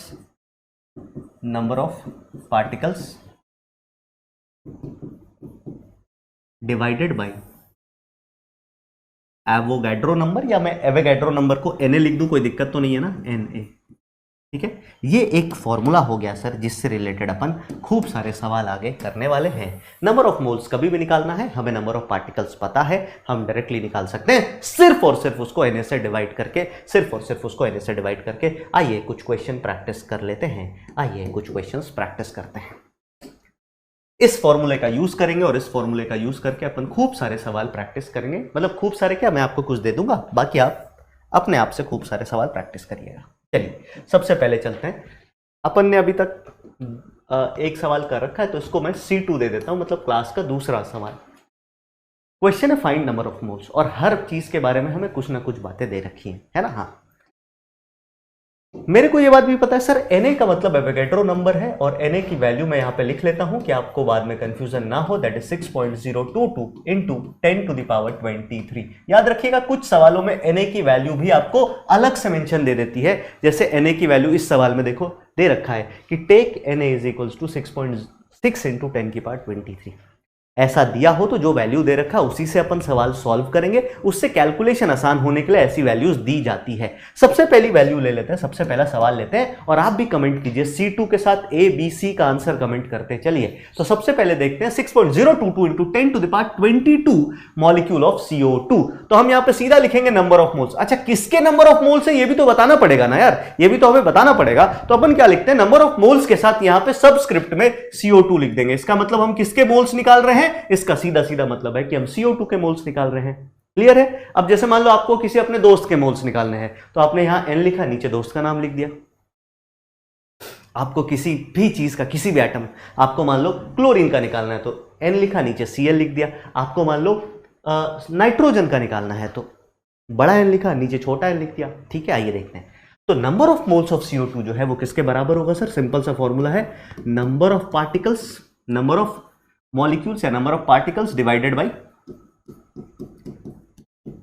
divided by Avogadro number. ठीक है, आपने बोला हाँ सर बिल्कुल ठीक है, कोई दिक्कत कोई परेशानी नहीं। मैंने बोला इसकी वैल्यू रखते हैं सर। ये वैल्यू हमें दे रखी है 6.022 इंटू 10 की पावर 22 और इस पूरे को हम डिवाइड करेंगे किससे? आप बोलोगे एवोगैड्रो नंबर से, जो होता है 6.022 इंटू 10 की पावर 23। आप जैसे इसको सॉल्व करते जाएंगे आप बोलेंगे देखो इससे ये हो गया कैंसिल, इससे ये कैंसिल होगा और आएगा 10 की पावर -1। तो हमारा आंसर जो है इसका वो कितना आ गया सर? वो आ गया 0.1 मोल। कितना आ गया दोस्त? 0.1 मोल या 1/10 मोल। कितने लोगों का मैच कर गया? फटाफट फटाफट फटाफट फटाफट एक बारी दिल बना देंगे, एक बारी दिल बना देंगे कमेंट में। फिर अगले पे चलते हैं सर। दूसरा सवाल, इसका कलर बदल लेते हैं, नहीं तो ऊपर वाले से मैच कर रहा है ना, क्योंकि मैच कर रहा है तो मामला गड़बड़ हो सकता है सर। कलर कौन सा ले लें? ऑरेंज ले लेते हैं ना, क्योंकि इस पे मैंने देखा है कि रेड कलर जाता नहीं है इस वाले स्क्रीन पे, है ना। आइए, दे रखा है हमें क्या? वैल्यूज दे रखी है। अब हमें क्या करना है sir? Number of moles of, किसका मोल निकाल रहे हैं sir? Chloride ion, Cl- ion. किसके बराबर होगा? आप लिखेंगे number of particles, that is 3.011 into 10 की पावर 25। इसको अपन डिवाइड कर देंगे किससे? इसको अपन सीधा डिवाइड कर देंगे सर आपके 6.022 इंटू 10 की पावर 23 से। इसको काटेंगे अपन कितने बार में? ये 2 बार में कटा। इसको काटेंगे अपन, ये कितने बार में कटेगा सर? 100 बार में आएगा। तो 100/2 ये कितना बचा? तो आप बोलेंगे सर ये तो आ गया 50 मोल्स। क्लोराइड आयन के कितने मोल हैं सर? 50 मोल है हमारे पास। मैच कर गया तो एक बार दिल बना दीजिएगा। फिर हम आगे बढ़ते हैं। इसके बाद अपन बात करेंगे किसकी सर? फिर अपन बात करेंगे 1.5 इंटू 10 की पावर 20 एटम्स ऑफ नाइट्रोजन। अच्छा, नाइट्रोजन की बात करनी है और हमें एवोगैड्रो नंबर की वैल्यू भी यही लेनी है। तो आइए लिखते हैं number of moles of nitrogen किसके बराबर हो जाएगा? नंबर ऑफ पार्टिकल, जो कि दे रखा है 1.5 इंटू 10 की पावर 20 और इसको अपन डिवाइड कर देंगे सर एवोगैड्रो नंबर जो हमें लेने के लिए दिया गया है 6 इंटू 10 की पावर 23। इसको सॉल्व करेंगे, ये इससे कैंसिल आउट हो जाएगा 4 बार में, ये इससे कैंसिल आउट हो जाएगा कितने बार में सर? 10 की पावर 3 में। 1/4 को अपन क्या लिख सकते हैं? पॉइंट, है ना। अब देखो इसको मैं कैसे सॉल्व करता हूं। I can write is 1/4 into 10 की पावर -3 मोल्स। एक तरीका ये लिखने का है। दूसरा तरीका 1/4 को मैं लिख सकता हूं 0.25 इंटू 10 की पावर -23 मोल्स। इस तरीके से अपन कितने भी सवाल आपके सामने हो आप सॉल्व कर सकते हैं। कितने लोगों का 3/3 सही हो गया था? जल्दी से बताइए, फिर मैं साइड होता हूं, आप कॉपी कीजिए, फिर हम अगले पेज पे चलेंगे। तो चलिए, आई होप आपने इसको कॉपी कर लिया होगा। ये सिंपल से सवाल थे जब हमें नंबर ऑफ पार्टिकल्स दिया हुआ हो और हम क्या कैलकुलेट कर सकते हैं? बड़ी आसानी से नंबर ऑफ मोल्स कैलकुलेट कर सकते हैं। अब मैं आपको लेकर के चलूंगा आगे कहां पे? मासेस के बारे में, क्योंकि अब हम वेट और नंबर ऑफ मोल्स का रिश्ता देखेंगे। लेकिन उससे पहले हम स्टार्ट करेंगे different type of masses. Different type of masses में अगर हम चलें तो सबसे पहला सवाल आपके मन में ये आना चाहिए कि finding mass of an atom, एक एटम का मास कैसे निकाला जाए। इसको निकालने में कई सारे चैलेंजेस होते हैं हमारे पास। अगर हम देखें इट इज वेरी डिफिकल्ट। ये सारे के सारे हमारे पास क्या है sir? These all are the challenges that we face, है ना। तो इन चैलेंजेस से अपन डील कैसे करते हैं? पहले तो चैलेंजेस क्या है ये पता होना चाहिए। दूसरा, इन चैलेंजेस से अपन डील कैसे करते हैं। सबसे पहला पॉइंट ये है कि यार देखो, किसी एटम की अगर अपन बात करें ना, तो एटम एक बहुत बहुत बहुत छोटा एंटिटी होता है। इतने छोटे एंटिटी को, जैसे मान लो मैंने आपको ऐसा बोला कि भाई एक काम कर, नमक का एक तिनका लेके आ, शायद उस नमक के एक तिनके में भी कई सारे एटम होंगे। तो आप सोचो, मैं आपको केमिस्ट्री लैब में बोलूं कि जहां कैल्शियम का वो रखा है, एक ब्लॉक रखा है, उससे एक कैल्शियम एटम लेके आ, पॉसिबल ही नहीं है। जब अपन एक कैल्शियम एटम अलग कर नहीं सकते तो एक कैल्शियम एटम का वेट निकालना भी बहुत मुश्किल है। पहला पॉइंट, तो पॉइंट यही हो गया कि एटम बहुत ज्यादा छोटा होता है और बहुत ज्यादा छोटा होने के कारण इसको अलग कर पाना और इसका मास निकालना दोनों ही बहुत ज्यादा डिफिकल्ट है। क्योंकि वेट निकालने का एक सिंपल सा तरीका यह है कि एक तरीका तो बैलेंसिंग होता है ना, कि हम इधर एक बाट रखेंगे, इधर एटम रखेंगे और उससे नाप लेंगे। तो आपने बोला अच्छा ठीक है, ये बात समझ में आ गई। दूसरा पॉइंट ये होता है कि जो एटम होता है वो इंडिपेंडेंट एग्जिस्ट भी नहीं करता। एक्सेप्ट फॉर नोबल गैसेस, है ना। तो atom in general do not exist independently, यहां पे मैं लिख देता हूं except for noble gases. Noble gas के एटम तो इंडिपेंडेंट एग्जिस्टेंस रखते हैं, लेकिन बाकी एटम्स इंडिपेंडेंट एग्जिस्टेंस नहीं रखते हैं। और ये दोनों ही कारण ये हमें बता के देता है कि अच्छा एक एटम का मास निकालना इज वेरी डिफिकल्ट, है ना। तो पुराने जमाने में हमने क्या किया, different type of masses were introduce, different masses का इंट्रोडक्शन किया और उसकी मदद से हमने वेट निकालना कैलकुलेट किया। लेकिन मैं आपको एक साथ में एक बात ये भी बता दूं, अगर अपन मॉडर्न डे की बात करें, किसकी, मॉडर्न टेक्निक की बात करें, तो बड़ा ही सिंपल है किसी एटम का मास निकालना। और वो सिंपल तरीका क्या है पता है आपको, आप कुछ मत करो सर, आप एक इंस्ट्रूमेंट आता है मास स्पेक्ट्रोमीटर, है ना, उसको लो और आप मास स्पेक्ट्रोस्कोपी कर दो। मास स्पेक्ट्रोस्कोपी एक टेक्निक होती है जिस तरीके से अपन क्या कहते हैं, एक्सरे करते हैं, है ना, शरीर का, फिर आपका अल्ट्रासाउंड किया जाता है जिसको अल्ट्रासोनोग्राफी कहते हैं। उसी तरीके से एटम के एक्सरे का एक तरीका है मास स्पेक्ट्रोस्कोपी। इससे हम क्या करते हैं सर, इसका मास पता लगा लेते हैं। ये मॉडर्न टेक्निक है। अब हम क्या चलेंगे सर, अब हम पढ़ेंगे डिफरेंट टाइप ऑफ मासेस जिसको इंट्रोड्यूस किया गया एटम का मास निकालने के लिए। बड़ा ही सिंपल, बड़ा ही आसान। तो मैं आपको बता दूं हमारे पास मासेस पढ़ने क्या क्या है। देखो डिफरेंट टाइप ऑफ मासेस की मैं बात करूं तो सबसे पहले हम क्या करेंगे, चीजों को एटम के लिए पढ़ेंगे, फिर उसी को क्या कहते हैं, मॉलिक्यूल के लिए बना देंगे। जैसे सबसे पहले टाइप का मास जो हम पढ़ेंगे वो हम एक यूनिट पढ़ेंगे, है ना। सबसे पहले टाइप का जो अपन मास पढ़ेंगे वो अपन क्या पढ़ेंगे सर, एटॉमिक मास पढ़ेंगे। इधर एटम्स की बात करेंगे और इधर मॉलिक्यूल्स की बात करेंगे। एटम के लिए पहला मास होगा अपना एटॉमिक मास, मॉलिक्यूल के लिए पहला मास जो होगा वो अपना क्या होगा सर, मॉलिक्यूलर मास। सिंपल है भाई, मॉलिक्यूलर मास। फिर इधर आ जाते हैं, ये पहला मास हो गया इन दोनों के लिए। फिर एटम के लिए दूसरा मास जो होगा उसको अपन कहते हैं रिलेटिव एटॉमिक मास,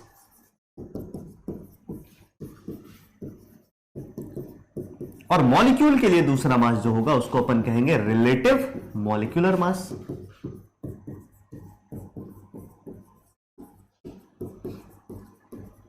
ठीक है, बहुत सिंपल है सर। फिर एटम के लिए जो अगला टाइप का मास हम पढ़ेंगे वो हम पढ़ेंगे gram atomic mass, gram atomic mass. और आप बोलोगे सर कमेंट बॉक्स में बता दो भाई मॉलिक्यूल के लिए जो मास पढ़ेंगे वो कौन सा होगा। आप बोलोगे अरे सर अब तो हमें क्रोनोलॉजी समझ में आ रही है, ये ग्राम मॉलिक्यूलर मास हो जाएगा। तो ये डिफरेंट टाइप ऑफ मासेस है। और इसके बाद लास्ट में एटम्स के लिए हम पढ़ते हैं एवरेज एटॉमिक मास, और मॉलिक्यूल्स के लिए, मतलब मॉलिक्यूल के लिए तो सिर्फ नहीं, गैसियस मॉलिक्यूल के लिए अपन पढ़ते हैं एवरेज मॉलिक्यूलर मास। इसको अपन बाद में करेंगे। तो ये सारी चीजें, ये सारे मासेस हमें पढ़ने हैं। देखने में तो कितना डरावना सा लग रहा है, लेकिन है बहुत आसान। मुझे नहीं लगता है कि अपन को इन सारे टॉपिक को पढ़ने में 10 मिनट से भी ज्यादा का समय लगेगा। एक बार आप सुन लेंगे, आपको सारी बातें समझ में आ जाएगी। इन सबको डिफाइन करने से पहले हमें क्या दिक्कत थी, मैंने आपको बताया था ना, एटम होता है बहुत छोटा। अगर बैलेंसिंग एक्ट से एटम का वेट निकाला जाए तो आप बोलोगे सर एटम को मेजर करने के लिए कोई एटम के ही लेवल पे जाके कोई छोटा पार्टिकल हमें लाना पड़ेगा, कोई बहुत छोटा पार्टिकल हमें लाना पड़ेगा जिसके मास को हम क्या करें सर, रेफरेंस बना के बाकी सभी एटम के मास को नापे, या जिसके मास को अपन बटखारा या बाट बना के बाकी एटम के मास को नापे। तो उसके लिए हमने सबसे पहले डिफाइन किया एटॉमिक मास यूनिट। इसको अपन शॉर्ट में क्या कहते हैं, इसको अपन शॉर्ट में कहते हैं AMU, that is atomic mass unit, या फिर इसी का एक और नाम है, this is called unified mass. Atomic mass unit की बात करें तो ये क्या होता है सर, आइए समझते हैं। बहुत ही छोटा सा सिंपल सा डेफिनेशन है। यहां पे अगर आप देखेंगे तो हमने क्या किया है सर, ये एक कार्बन 12 एटम लिया है। ये मैंने क्या ले लिया, एक C12 एटम। इस C12 एटम के अपन ने क्या किया सर, 12 इक्वल पार्ट्स किए हैं। इसका अपन ने क्या किया सर, 12 इक्वल पार्ट्स। और इन 12 इक्वल पार्ट में से अगर मैं किसी एक पार्ट को ले लूं, किसको ले लूं सर, इन 12 इक्वल पार्ट में से अगर मैं किसी एक पार्ट को ले लूं, इसका कलर बदल देते हैं चलिए जी, है ना। अगर मैं किसी एक पार्ट को ले लूं तो इस एक पार्ट के मास को मैंने 1 AMU डिफाइन कर दिया। मैं फिर रिपीट करता हूं क्या किया मैंने। जैसे एग्जांपल के लिए मुझे 1 AMU डिफाइन करना है और ये अभी एसी का रिमोट है, लेकिन मान लेते हैं बहुत ज्यादा जूम कर दिया और ये कार्बन एटम है, कार्बन 12 का एटम है। इस कार्बन 12 के एटम को हमने 12 बराबर हिस्सों में बांटा और इन 12 बराबर हिस्सों में से किसी भी एक हिस्से, जब सारे बराबर है तो किसी भी एक हिस्से का वेट उठा लो, वो 1 AMU कहलाएगा, 1 एटॉमिक मास यूनिट कहलाएगा। ये थी इसकी समझ। पहले कॉन्सेप्ट समझाया, अब अंग्रेजी का डेफिनेशन पे आते हैं। इसको अपन डिफाइन करते हैं, it is equal to 1/12 mass of 1 carbon 12 atom. Carbon 12 atom है, इसका 12वें हिस्से का मास जो होगा ना, 1/12 मास जो इसका होगा वो क्या कहलाएगा सर, वो 1 AMU कहलाएगा। उसको अपन ने डिफाइन कर दिया। आज की तारीख में AMU के लिए अपन शब्द ज्यादा कॉमनली क्या यूज करते हैं, तो आज की तारीख में अपन AMU के लिए ज्यादा कॉमनली यूज शब्द जो करते हैं वो यूनिफाइड मास या छोटा U यूनिट यूज करेंगे। आगे से हम यही यूज कर रहे होंगे ज्यादातर, ठीक है। चलिए, तो इसका मतलब अगर हम इसका फॉर्मूला लिखना चाहें तो फॉर्मूला क्या हो जाएगा, आप बोलेंगे फॉर्मूला हो जाएगा 1 AMU और 1 U is equals to mass of 1 carbon 12 atom divided by 12। एक एटम का मास निकाला, उसको 12 से डिवाइड कर दिया, इसको हमने 1 U डिफाइन कर दिया कि भाई अब से तुमको 1 U बोला जाएगा। लेकिन आप बोलोगे सर ये वेट, अगर U तो हमने एक नई यूनिट डिफाइन की है ना, ग्राम में भी तो ये वेट आएगा। अगर आप ग्राम में निकालना चाहो तो 1 U या 1 AMU ग्राम में कितना आता है, तो मैं बस आपको एक हिंट देता हूं, याद रखिएगा, एक प्रोटॉन के मास के बराबर। मैं फिर रिपीट कर रहा हूं, 1 AMU किसके बराबर होता है सर, बोलो बोलो बोलो, है ना। मैं क्या कह रहा हूं, 1 U किसके बराबर होता है, तो it is nearly equal to mass of 1 proton, mass of 1 proton, ठीक है। जिसको अपन कहीं कहीं पे क्या यूज करते हैं, 1.66 इंटू 10 की पावर माइनस 24 ग्राम्स, कहीं पे यूज करते हैं 1.67 इंटू 10 की पावर माइनस 24 ग्राम। एक्चुअल वैल्यू 66 के बाद की कुछ होती है, तो इस वजह से 66 और 67 के बीच में ये वैल्यू आती है ना, एग्जैक्टली। तो अपन लगभग इसी के लिए ऑलमोस्ट इक्वल लिखा जाता है। फिर आपके मन में एक और सवाल आएगा, सर हमने कार्बन 12 को ही क्यों लिया, हम हाइड्रोजन को ले सकते थे, नाइट्रोजन को ले सकते थे, ऑक्सीजन को ले सकते थे। तो इसका बड़ा वेग आंसर है, बट दो आंसर इसका जनरली जो आपको बुक्स में रेफरेंसेस मिलेंगे वो ये मिलेंगे कि यार देखो कार्बन 12 बहुत अबंडेंट है, हर जगह कार्बन 12 आइसोटोप प्रेजेंट है, पहला।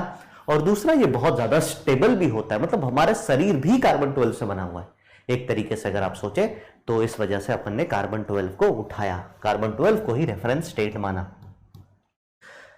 अब मेरी बात सुनते जाना, जो मैं कह रहा हूं उसको बड़े आराम से सुनना। 1 U या 1 AMU एक ही बात होती है।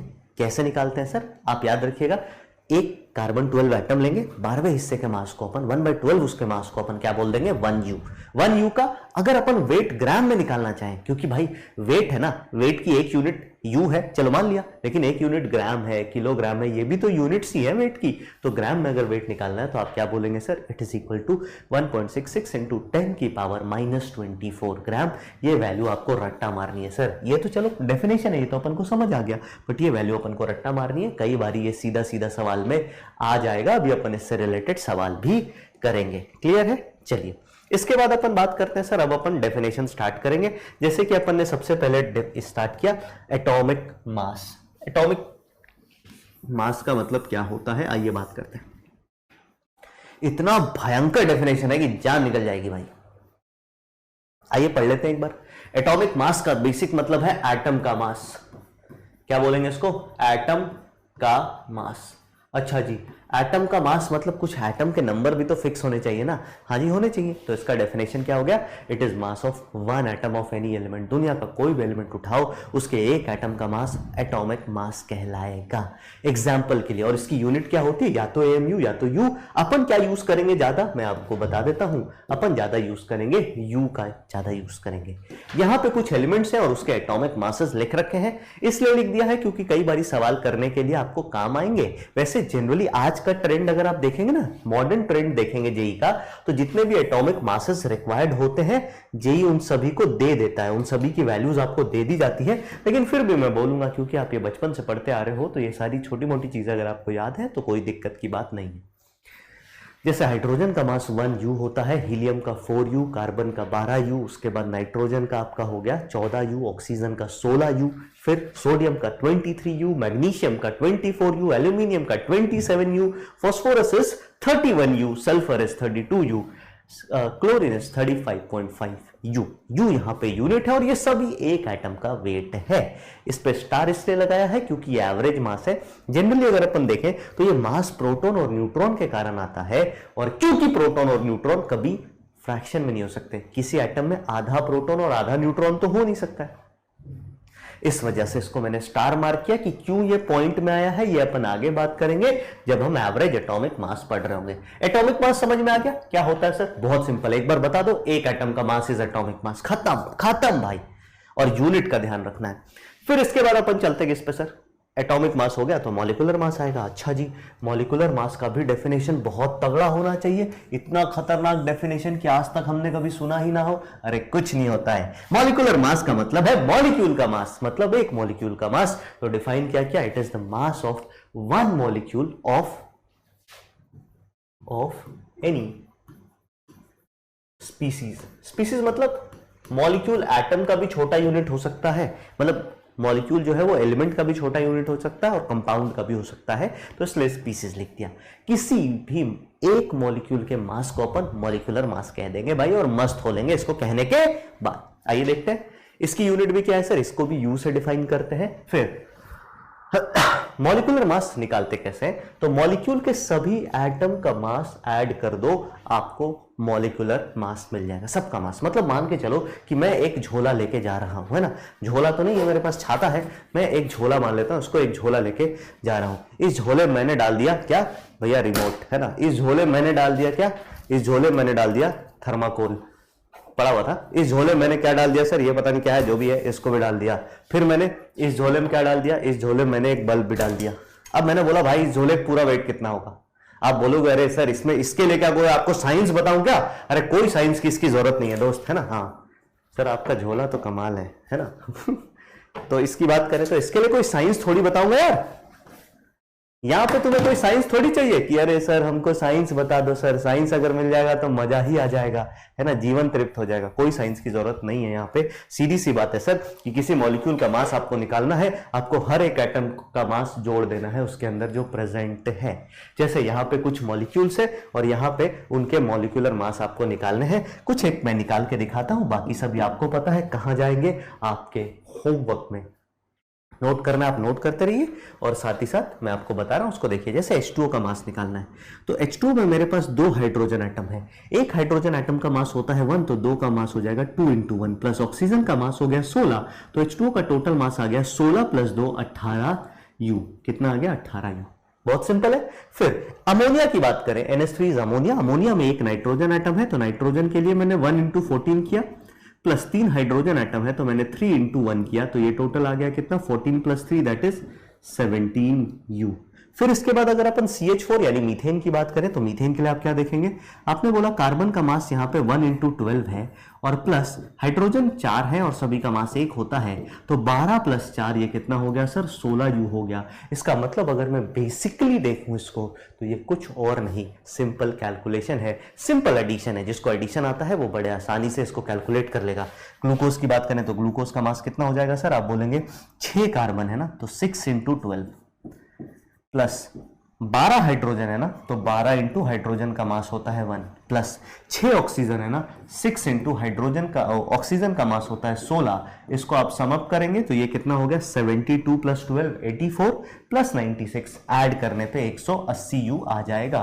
और इधर आपके जितने भी स्पीसीज दे रखे हैं इन सभी का मास निकालना आपका होमवर्क है सर, इन सभी का मास निकालना इज योर होमवर्क।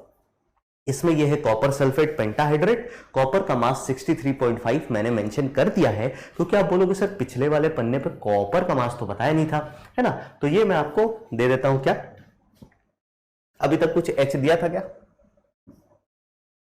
जिसका आपको कमेंट करना था? हाँ H1 दे दिया था, ये आपका H2 है ना। मतलब आप अपने क्या कहते हैं, कमेंट बॉक्स में H2 के साथ 5 6 7 8 लिख करके आंसर कमेंट कर देंगे कि H2 के 5 का ये आंसर है, H2 के 6 है ना 6 का, H2 लिख के 5 दिस 6 दिस 7 दिस 8 दिस ऐसे ऐसे करके लिख देंगे। इसमें अगर अपन बात करें इसका मास कैसे निकालेंगे सर, तो बड़ा ही सिंपल है। ऐसी चीजों का मास आपको निकालने के लिए क्या करना पड़ेगा? पहले कॉपर का निकाल लो, फिर सल्फर, फिर ऑक्सीजन, 4 ऑक्सीजन का निकाल लो। पानी है ना, पानी का वेट तो अभी हमने निकाल लिया 18 होता है, तो 18 को सीधा सीधा 5 से ये पूरा जो है ये पूरे से मल्टीप्लाइड ही तो है ना, तो पूरे को मल्टीप्लाई कर देना। ऐसा मत करना कि 5 दूने 10 हाइड्रोजन फिर 5 1 जा 5 ऑक्सीजन, ऐसे करोगे टाइम लगेगा। आपको वाटर का वेट पता है, सीधा उसको 5 से मल्टीप्लाई करके निकाल लीजिए। ये आपका दूसरा होमवर्क है जो आपको कमेंट बॉक्स में लिखना है। तो ये थी बात किसकी, मॉलिक्यूलर मास की। तो अभी हमने क्या सीखा, मैं एक बार रिपीट करता हूं। एटॉमिक मास एक एटम का मास होता है, मॉलिक्यूलर मास एक मॉलिक्यूल का मास होता है। बहुत सिंपल, बहुत ही इजी। आगे चलते हैं सर अगले पेज पे। इसके बाद अगर अपन आगे चले तो अगला टॉपिक जो है अपने पास वो होता है relative atomic and molecular mass. Relative atomic mass की बात इधर, रिलेटिव मॉलिक्यूलर मास की बात इधर। रिलेटिव एटॉमिक मास को एब्रिविएट कर दिया मैंने RAM से, बोले तो relative atomic mass. I hope ये क्लियर होगा आप सभी को, है ना, रिलेटिव एटॉमिक मास। और रिलेटिव मॉलिक्यूलर मास को, रिलेटिव मॉलिक्यूलर मास को मैंने एब्रिविएट कर दिया किससे सर, RMM, बोले तो रिलेटिव मॉलिक्यूलर मास। बहुत सिंपल है सर, बहुत सिंपल। इसमें अपन क्या करते हैं, किसी भी रिलेटिव एटॉमिक मास का क्या होता है sir, relative with respect to, किसी के रिस्पेक्ट में, रिलेटिव शब्द का मतलब यहां पे किसी के रिस्पेक्ट में मास निकालते हैं। और यहां पे एक्चुअली जो हम मास निकालते हैं ना रिलेटिव, वो relative with respect to 1U निकालते हैं। एक U के रिस्पेक्ट में हम रिलेटिव मासेस निकालते हैं। बेसिक डेफिनेशन क्या है रिलेटिव एटॉमिक मास का, सर किसी भी एटम का मास रखो, मास ऑफ वन एटम, और उसको डिवाइड कर दो 1/12 mass of carbon 12 atom, carbon 12 atom के 12वें हिस्से का मास। इसको बाय डेफिनेशन अपन क्या बोलते हैं सर, इसको अपन 1U बोलते हैं। मतलब मास को 1U से डिवाइड करना है। आप सोचो किसी भी नंबर को अगर मैं 1 से डिवाइड करूं तो कोई फर्क नहीं पड़ेगा, जो नंबर था वही रहेगा। लेकिन सर इसके मास ऑफ वन एटम की यूनिट U आएगी, इसकी भी यूनिट U आएगी, U से U कट जाएगा और हमारा आंसर हर बार क्या आएगा, हमारा आंसर हर बार आएगा जो वैल्यू थी वही एग्जैक्ट। तो मैंने क्या बोला, relative atomic mass, mass of one atom upon 1U होता है। आरबीआई की बात करें, आरबीआई क्या होता है सर, आरबीआई कुछ ऐसे ट्रिक्स हैं जो आपके सवाल सॉल्विंग एबिलिटी को क्विक करेंगी और आसान करेंगी, जल्दी से आप सवाल सॉल्व कर सकते हो। तो यहां पे आरबीआई ये है कि RAM is atomic mass without unit. भाई साहब एटॉमिक मास लिख दो, यूनिट छुपा लो, आपको मिल गया रिलेटिव एटॉमिक मास। बस ये ट्रिक याद रखना, क्या करना है, बस सिर्फ और सिर्फ एटॉमिक मास लिखना है। यूनिट नहीं लिखोगे तो वो रिलेटिव एटॉमिक मास बन जाएगा, ठीक है। और इसकी कोई यूनिट नहीं होती तो यूनिट लिखना ही नहीं होता है सर, सिंपल सी बात है। फिर अपन आ जाते हैं यहां पे रिलेटिव मॉलिक्यूलर मास। अब भाई साहब इसको अगर आ गया तो इसको पता करना बहुत मुश्किल नहीं है। क्या बोलेंगे अपन, बोलेंगे रिलेटिव मॉलिक्यूलर मास, मतलब एक मॉलिक्यूल का मास विथ इन रेस्पेक्ट टू किसके साथ रिलेटिवली हम लेंगे, 1U के साथ लेंगे। मतलब 1U के मास को इससे डिवाइड कर देंगे तो सिंपल है, mass of one molecule divided by 1/12 mass of carbon 12 atom, या फिर अपन बोलेंगे RMM बराबर mass of one molecule divided by 1U। फिर it is molecular mass without unit. भैया मॉलिक्यूलर मास लिखो, यूनिट ऐसे से मिटा दो, ये क्या बन जाएगा, रिलेटिव मॉलिक्यूलर मास। और ये भी क्या होता है सर, यूनिट लेस होता है। तो याद रखिएगा एटॉमिक मास और मॉलिक्यूलर मास तो यूनिट लेस था, लेकिन जहां रिलेटिव शब्द आया वो एटॉमिक मास और मॉलिक्यूलर मास तो यूनिट के साथ थे, दोनों की यूनिट U होती थी। लेकिन रिलेटिव एटॉमिक मास और रिलेटिव मॉलिक्यूलर मास की कोई यूनिट नहीं होती है, यूनिट लेस होते हैं। ये मैं साइड होता हूं, आप कॉपी कीजिए, फिर अपन आगे डिस्कस करेंगे। तो चलिए, आई होप आपने इसको कॉपी कर लिया होगा। बेसिकली अपन ने क्या क्या सीखा, तो पहले एटॉमिक और मॉलिक्यूलर मास सीखा, फिर हमने बोला कि भाई एटॉमिक मास से अगर यूनिट हटाएंगे तो वो रिलेटिव एटॉमिक मास कहलाएगा, और अगर मॉलिक्यूलर मास से यूनिट हटा देंगे तो वो रिलेटिव मॉलिक्यूलर मास कहलाएगा। इसके बाद अपन आगे चलते हैं। फिर अगला डेफिनेशन जो अपना आता है that is gram atomic mass और ग्राम मॉलिक्यूलर मास।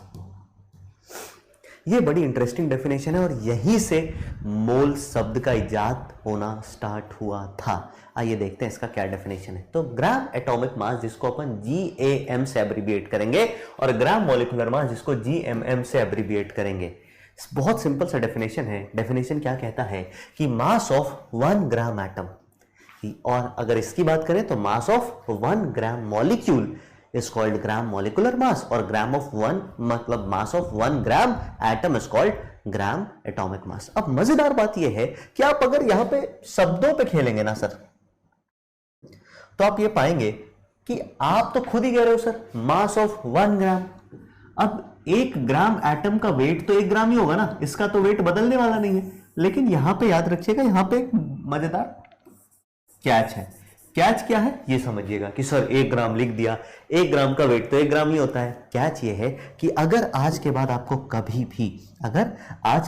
कभी भी मतलब ग्राम एटम एक साथ लिखा हुआ मिले, ग्राम मॉलिक्यूल एक साथ लिखा हुआ मिले, ग्राम आयन एक साथ लिखा हुआ मिले, चाहे इस तरीके से लिखा मिल जाए, चाहे फिर आपको ये इस तरीके से लिखा मिले, जी एटम है ना, जी एटम, इसका मतलब जी मॉलिक्यूल, जी आयन, इसका मतलब आप मोल मानेंगे। मैं फिर रिपीट कर रहा हूं, इसका मतलब आप क्या मानेंगे, तो इसका मतलब आपको 1 मोल मानना है सर। कहीं पे भी ये बातें अगर आपको लिखी हुई मिली, चाहे ग्राम एटम लिखा हुआ मिले, चाहे ग्राम मॉलिक्यूल एक साथ लिखा हुआ मिले, चाहे ग्राम आयन एक साथ लिखा हुआ मिले, इसको काट के इन सब की जगह पे मोल लिख देना, सिंपल। तो यहां पे मैं क्या पढ़ूंगा, आप देखते हैं, मास ऑफ 1 को तो 1 रहने दे, ग्राम एटम को मोल कह देंगे, है ना। तो मास ऑफ 1 मोल एटम, ठीक है, मास of 1 mole molecule is called gram atomic mass, और ये 1 मोल एटम का मास है और ये 1 मोल मॉलिक्यूल का मास है। अगला डेफिनेशन आपको यही मिलेगा, सिंपल। क्या है, मास ऑफ 1 मोल एटम, इसकी यूनिट क्या होती है sir, ji, that is gram, है ना। इसकी बात करें मास ऑफ 1 मोल ऑफ मॉलिक्यूल, इसकी यूनिट क्या होगी सर, इसकी यूनिट भी ग्राम होती है। और एक ट्रिक, एक छोटा सा आरबीआई ये है कि कभी भी अगर आपको एटॉमिक मास से, है ना, कभी भी एटॉमिक मास से अगर आपको ग्राम एटॉमिक मास या मॉलिक्यूलर मास, है ना, 1 मोल का मास निकालना है, चाहे एटॉमिक मास हो चाहे मॉलिक्यूलर मास हो, आपको कुछ भी नहीं करना सर, आपको सिर्फ यूनिट से खेलना है। यू हटाओ, जी लगाओ, आपको 1 मोल का मास मिल जाएगा। मैं फिर रिपीट करता हूं, यूनिट चेंज करने से ये मास ग्राम एटॉमिक मास बन जाता है, मतलब 1 मोल स्पीसीज का मास बन जाता है। सिमिलरली ग्राम मॉलिक्यूलर मास, अगर आपको मॉलिक्यूलर मास गिवन हो तो आपको क्या करना है, इससे यू हटाइए और जी लगा दीजिए, ये ग्राम मॉलिक्यूलर मास यानी कि 1 मोल मॉलिक्यूल का मास निकल के आ जाएगा। मतलब नंबर सेम ही रहते हैं, यूनिट में फर्क है। रिलेटिव मास में कोई यूनिट नहीं होता, एटॉमिक या मॉलिक्यूलर मास में यूनिट होता है यू, और ग्राम एटॉमिक या ग्राम मॉलिक्यूलर मास में यूनिट होता है जी, दैट इज ग्राम। क्लियर है। मैं एक बार साइड होता हूं, आप आराम से इसको पॉज कीजिए, इत्मीनान से इसको कॉपी कर लीजिए पॉज करके। आई होप आपने इसको कॉपी कर लिया होगा। अब हम चलते हैं अगले पेज पे और कुछ सवाल करते हैं। अच्छा देखो, मैं एक बार सब कुछ, है ना, फटाफट यहां पे लिख देता हूं, ठीक है। अगर हम बात करें एटॉमिक मास की बात करेंगे, फिर बात करेंगे यहां पे आपके रिलेटिव एटॉमिक मास की,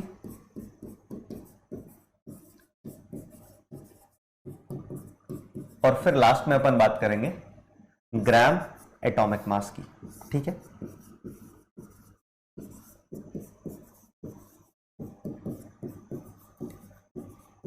अगर अपन इस तरफ आ जाए, तो इस तरफ अपन क्या क्या बात करेंगे सर, एटॉमिक मास के जगह यहां पे अपन चर्चा करेंगे मॉलिक्यूलर मास की,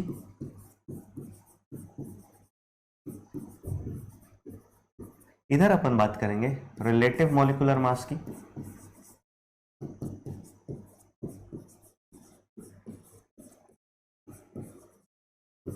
और इस पे अपन बात करेंगे लास्ट में ग्राम मॉलिक्यूलर मास।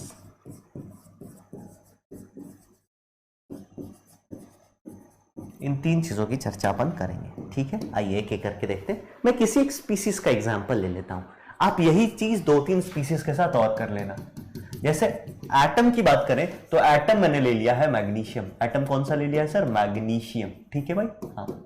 और यहां पे मॉलिक्यूल की बात करेंगे तो यहां पे जो मॉलिक्यूल हमने लिया है वो अपन ने ले लिया है CO2। CO2 की बात करेंगे, यहां पे मैग्नीशियम की बात करेंगे। सबसे पहले मैग्नीशियम का एटॉमिक मास, एक एटम का मास कितना होता है, आप बोलेंगे एक एटम का मास होता है 12U। अगर आपको ये वैल्यू ग्राम में निकालनी है तो आप क्या कह सकते हैं sir, this is equal to 12 into 1.66 into 10 की पावर -20, अच्छा सॉरी 12U नहीं भाई, 24U होगा ना, हाँ 24U, और इसको मिटा के ठीक कर लेते हैं। This is equal to 24 into 1.66 into 10 की पावर -24 ग्राम।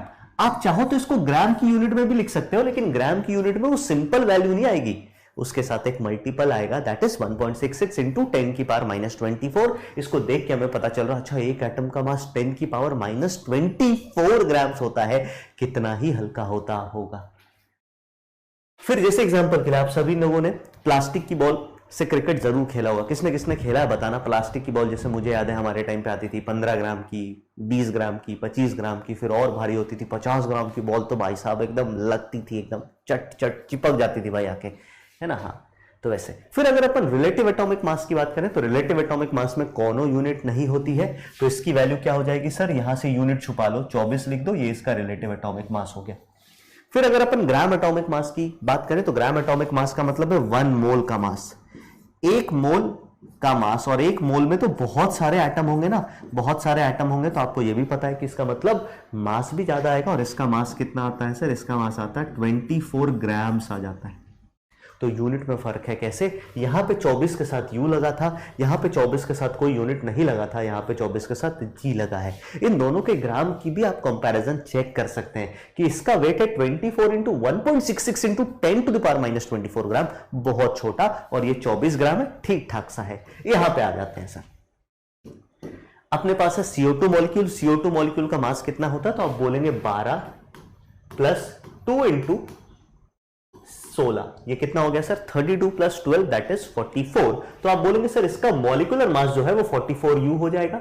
इसका रिलेटिव मॉलिक्यूलर मास यूनिट छुपा देंगे सर, ऐसे यूनिट छुपा दिया तो ये हो गया 44। और इसका ग्राम मॉलिक्यूलर मास मतलब 1 मोल CO2 का मास कितना हो जाएगा, 44 ग्राम्स हो जाएगा। आप इसको भी ग्राम में कितना आएगा बता दीजिएगा कमेंट बॉक्स में। तो इस तरीके से हम कई सारे सवालों का जवाब दे सकते हैं, कई सारे सवालों का जवाब दे सकते हैं। ये तो मैंने एक मॉलिक्यूल लिया और एक क्या कहते हैं आपका एटम लिया, आप भी ऐसे खूब सारे एग्जांपल्स ले सकते हैं। इसके बाद अपन आगे चलते हैं, है ना। फिर मैंने एक सवाल दिया फॉर Na, सोडियम के लिए, Na मतलब सोडियम के लिए, ये सारी बातें आपको निकालनी है, एक एक करके आइए निकालते चलते हैं। सबसे पहले मैंने बोला mass of one atom, atomic mass निकालना है।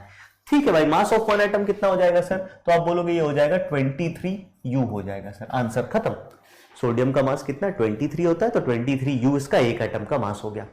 फिर हमसे पूछा मास ऑफ 5 एटम इन ग्राम। अच्छा जी, मास ऑफ 5 एटम पहले कितना हो जाएगा, तो आप बोलेंगे सर 5 एटम का मास तो 5 इंटू 23U हो जाएगा, 23U। ये तो आया किसमें, यूनिफाइड मास यूनिट में, लेकिन इन ग्राम अगर अपन करेंगे तो ये किसके बराबर होगा, तो आप बोलोगे 5 इंटू 23 इंटू 1.66 इंटू 10⁻⁻24 ग्राम्स हो जाएगा।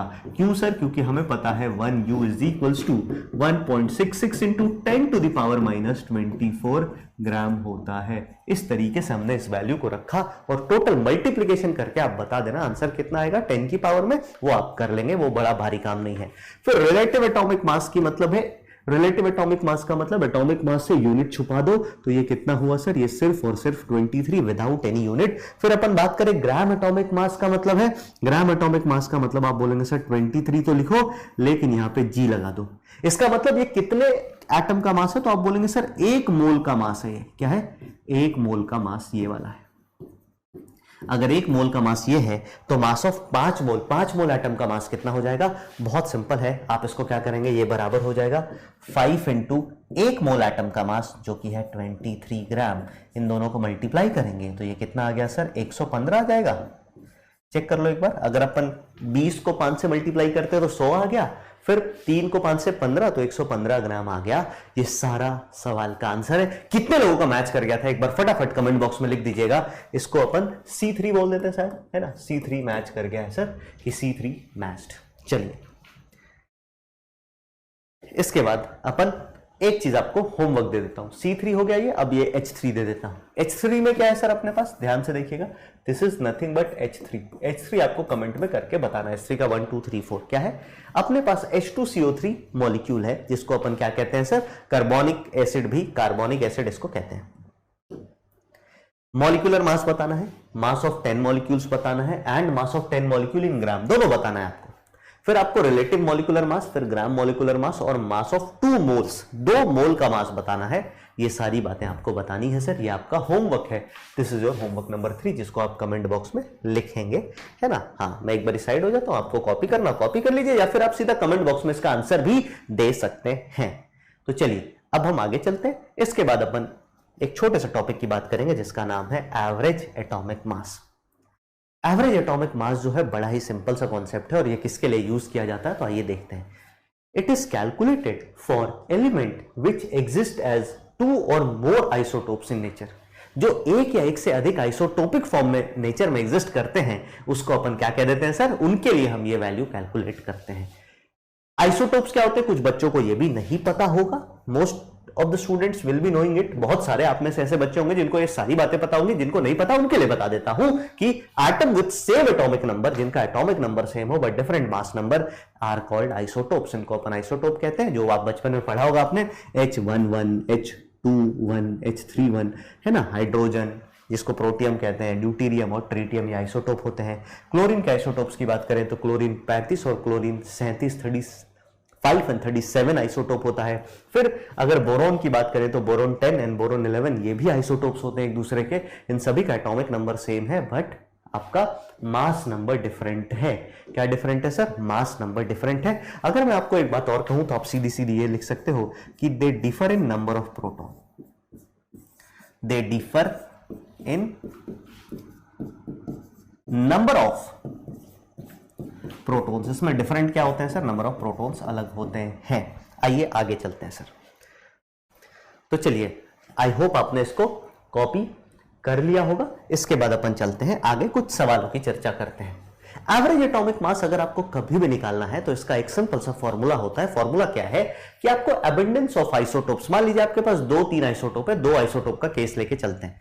आपके पास 2 आइसोटोप है ना, कौन कौन सा, आइसोटोप 1 और आइसोटोप 2 बोल दिया। तो आइसोटोप 1 का अबंडेंस इनटू वेट, वेट मतलब उसका आपका एटॉमिक मास है ना, और अबंडेंस ऑफ आइसोटोप 2 इनटू उसका वेट मतलब उसका एटॉमिक मास, और पूरे को 100 से आप डिवाइड कर देंगे, आपको हमेशा क्या मिल जाएगा सर, आपको हमेशा मिल जाएगा आपका क्या कहते हैं, एवरेज एटॉमिक मास। जैसे एग्जांपल के लिए एक रियल एग्जांपल अपन देखते हैं। Boron exist in 2 isotopic form B10 and B11। ठीक है, बहुत अच्छी बात है। The abundance of heavier isotope is 80%। अच्छा, हेवियर आइसोटोप इसमें से कौन है, तो आप बोलेंगे सर ये 11 वाला हेवियर है, तो हमें दे रखा है कि B11 का जो अबंडेंस है वो कितना है सर, दिस इज 80%। बहुत अच्छी बात है। तो ऑब्वियस सी बात है सर B10 का कितना हो जाएगा, तो आप बोलोगे सर दोनों मिला के तो 100 ही होंगे ना, तो ऑटोमेटिकली B10 का 20% हो जाना चाहिए। B10 का कितना हो जाना चाहिए, 20% हो जाना चाहिए। अब हमें फॉर्मूला लगाना है, क्या आप बोलेंगे एवरेज एटॉमिक मास AMM, ये इसका फॉर्मूला क्या होगा सर, तो आप बोलेंगे अबंडेंस ऑफ फर्स्ट आइसोटोप, वो हेवियर हो लाइटर हो उससे मतलब नहीं है, इसका अबंडेंस कितना है 80, मल्टीप्लाई करेंगे इसके मास से कितना है 11, प्लस इसका अबंडेंस कितना है 20, मल्टीप्लाई करेंगे इसके मास से, वो कितना है सर, आप बोलेंगे इसका मास है 10, और इस पूरे को अपन डिवाइड कर देंगे 100 से। पूरे को अपन किससे डिवाइड कर देंगे सर, 100 से। एक काम कर लेता हूं, 0 से 0 उड़ा देता हूं। अब हमारे पास कितना है सर, तो आप बोलेंगे 11 इंटू 8 दैट इज 88 प्लस 2 10 या 20, और इसको अपन डिवाइड कर देंगे किससे, 10 से। आप इसको ऐड करेंगे तो ये 108 आ गया, 108 बटे 10, और फाइनल आंसर हमारा कितना आ गया सर, 10.8 है ना, 10.8 विल बी आवर आंसर।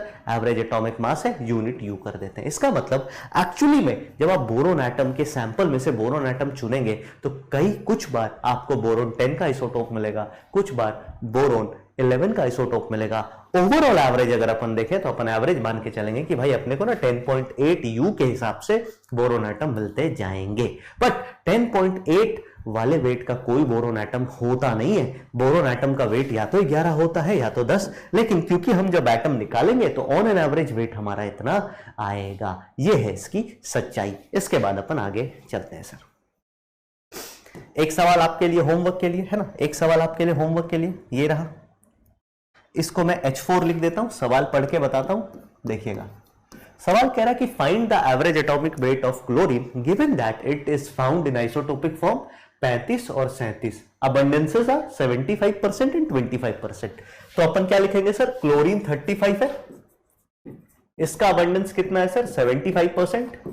फिर अपने पास क्लोरीन 37 है, इसका अबंडेंस कितना है 25%। यहां से आप इसको सॉल्व करेंगे और कमेंट बॉक्स में बताएंगे। वैसे इसकी वैल्यू आप सभी को पता होगी, रट्टा मार रखा होगा यार, ये तो बहुत कॉमन सा सवाल है। तो H4 का भी आंसर आप कमेंट कर देंगे। आई होप यहां तक बात आपको क्लियर है। अब हम चर्चा करेंगे किसकी सर, सबसे important topic that is calculation related to mole. क्या बोला मैंने? Calculation related to mole. मतलब हम मोल की कैलकुलेशंस करेंगे सर, और खूब सारे कैलकुलेशन करेंगे। मतलब मैं मोल कैसे निकाल सकता हूं, या मोल अगर मेरे को नंबर ऑफ मोल्स पता है तो मैं कैसे बाकी चीजें निकाल सकता हूं। इसके लिए मैं यूज करूंगा क्या? एक मोल चार्ट का। किसका यूज करूंगा सर? मोल चार्ट। Very very important. ये चार्ट अगर आपको पता है तो आप मैक्सिमम सवाल मोल कॉन्सेप्ट के फिंगर टिप्स पे कर सकते हैं सर। फिंगर टिप्स पे इतना आसान हो जाएगा आपके लिए इन सवालों को सॉल्व करना। आइए देखते हैं सबसे पहले मोल चार्ट। ये रहा आपके सामने mole chart. This is mole chart. कुछ टाइम के लिए जब आप सवाल कर रहे हैं तो आप इसको अपने पास रख सकते हैं, इससे आपकी स्पीड बेहतर होगी। इसमें अगर आप देखेंगे तो यहां पे हमने लिख रखा है मोल, और बाकी चीजें हमने रिलेट कर रखी है कि मोल से हम बाकी चीजों पे कब और कैसे जाएंगे, किस वैल्यू के साथ जाने वाले हैं।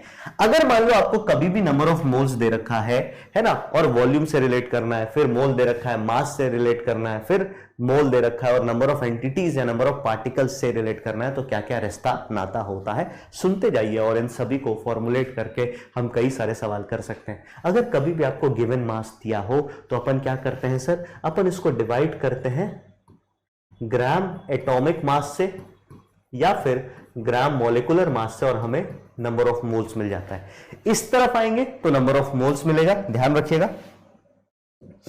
लेट मी रिपीट, मैं फिर से एक बार रिपीट कर देता हूं। जब भी हम मोल की तरफ जाएंगे तो हमें नंबर ऑफ मोल मिलेगा। जब हम मोल से दूर जाएंगे, है ना, यहां पे इस तरफ जाएंगे तो हमें गिवन मास मिल जाएगा, और गिवन मास निकालने के लिए हमें मल्टीप्लाई करना पड़ेगा। अगर एटम है तो ग्राम एटॉमिक मास से, अगर मॉलिक्यूल है तो ग्राम मॉलिक्यूलर मास से। आप नंबर ऑफ मोल्स में मल्टीप्लाई करेंगे, आपको ये गिवन वेट मिल जाएगा। पहला सवाल, पहला रिलेशन इनके बीच में। दूसरा रिलेशन क्या है सर? दूसरा रिश्ता क्या है? दूसरा रिश्ता यह है कि अगर आपको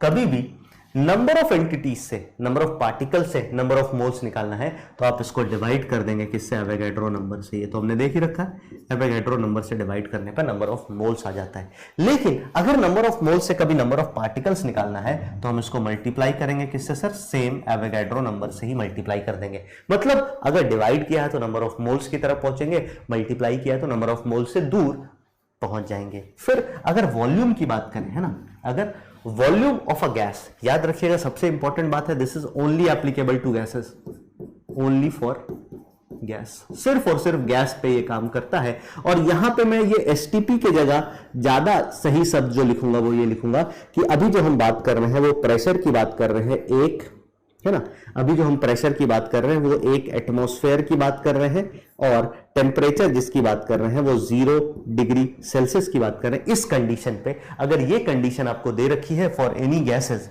तो आप यहां पे कह सकते हैं कि अगर आपको इस कंडीशन पे नंबर ऑफ मोल्स निकालना है तो आप क्या करेंगे सर? वॉल्यूम ऑफ गैस को डिवाइड करेंगे 22.4 लीटर से।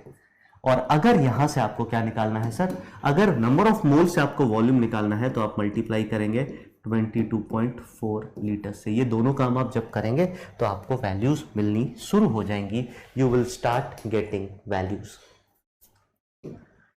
इसको कहते हैं मोल चार्ट। इसका मतलब क्या है कि अगर मान लो कभी मुझे वॉल्यूम ऑफ अ गैस दे रखा है तो मैं वॉल्यूम ऑफ गैस से और पूछ दिया कि कितना मास होगा, तो मैं डायरेक्टली मास नहीं बता सकता। सबसे पहले मुझे मोल कैलकुलेट करना पड़ेगा, मोल कैलकुलेट करने के बाद मास बताऊंगा। तो ये एक जंक्शन पॉइंट है ना, ये तीन चीजें मिल रही हैं, इसका जंक्शन है मोल। इसी के लिए मोल कैलकुलेट करना बहुत इंपॉर्टेंट है। मोल से आप वॉल्यूम पता कर सकते हो, मोल से आप नंबर ऑफ पार्टिकल्स पता कर सकते हो, और मोल से आप नंबर ऑफ क्या कहते हैं, सॉरी, गिवन मास, वेट पता कर सकते हो कि कितना वेट किसी भी स्पीसीज का दे रखा है। सिमिलरली यहां पे अगर आप देखेंगे ना तो ये वाला टर्म जो अपन ने लिखा है, ये वाला टर्म, अब मैं सारे वैल्यूज लिख देता हूं कि नंबर ऑफ मोल्स कैसे कैसे कैलकुलेट अपन कर सकते हैं।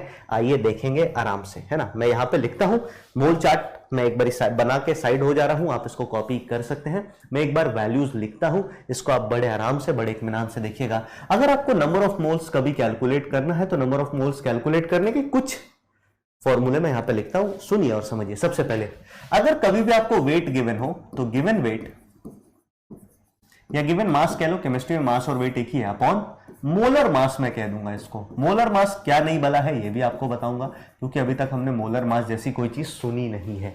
फिर अगर आपको नंबर ऑफ पार्टिकल्स दे रखा है, नंबर ऑफ पार्टिकल्स, तो अपन इसको किससे मल्टीप्लाई कर देंगे सर? मल्टीप्लाई तो नहीं, इसको डिवाइड करेंगे सर एवोगाड्रो नंबर से। और अगर आपको वॉल्यूम ऑफ गैस दे रखा है, क्या दे रखा है sir? Volume of a gas, तो अपन इसको किससे डिवाइड करेंगे सर? इसको अपन डिवाइड करेंगे Vm से। यहां पे Vm का क्या मतलब है ये भी मैं आपको समझाऊंगा। अब इन सब चीजों का मतलब एक एक करके समझते हैं। सबसे पहले मोलर मास, सबसे पहले किसकी बात करेंगे सर? मोलर मास की। बहुत सिंपल सा डेफिनेशन है। मोलर शब्द में एक है ना, मोलर मास शब्द में एक शब्द आया, दैट इज मोलर। तो मोलर मास का सिंपल मतलब होता है मास of 1 mole of anything, mass of 1 mole of any substance. दुनिया के किसी भी सब्सटेंस के 1 मोल के मास को अपन क्या कहते हैं? मोलर मास कहते हैं। सर मैं फिर रिपीट कर रहा हूं, 1 मोल सब्सटेंस।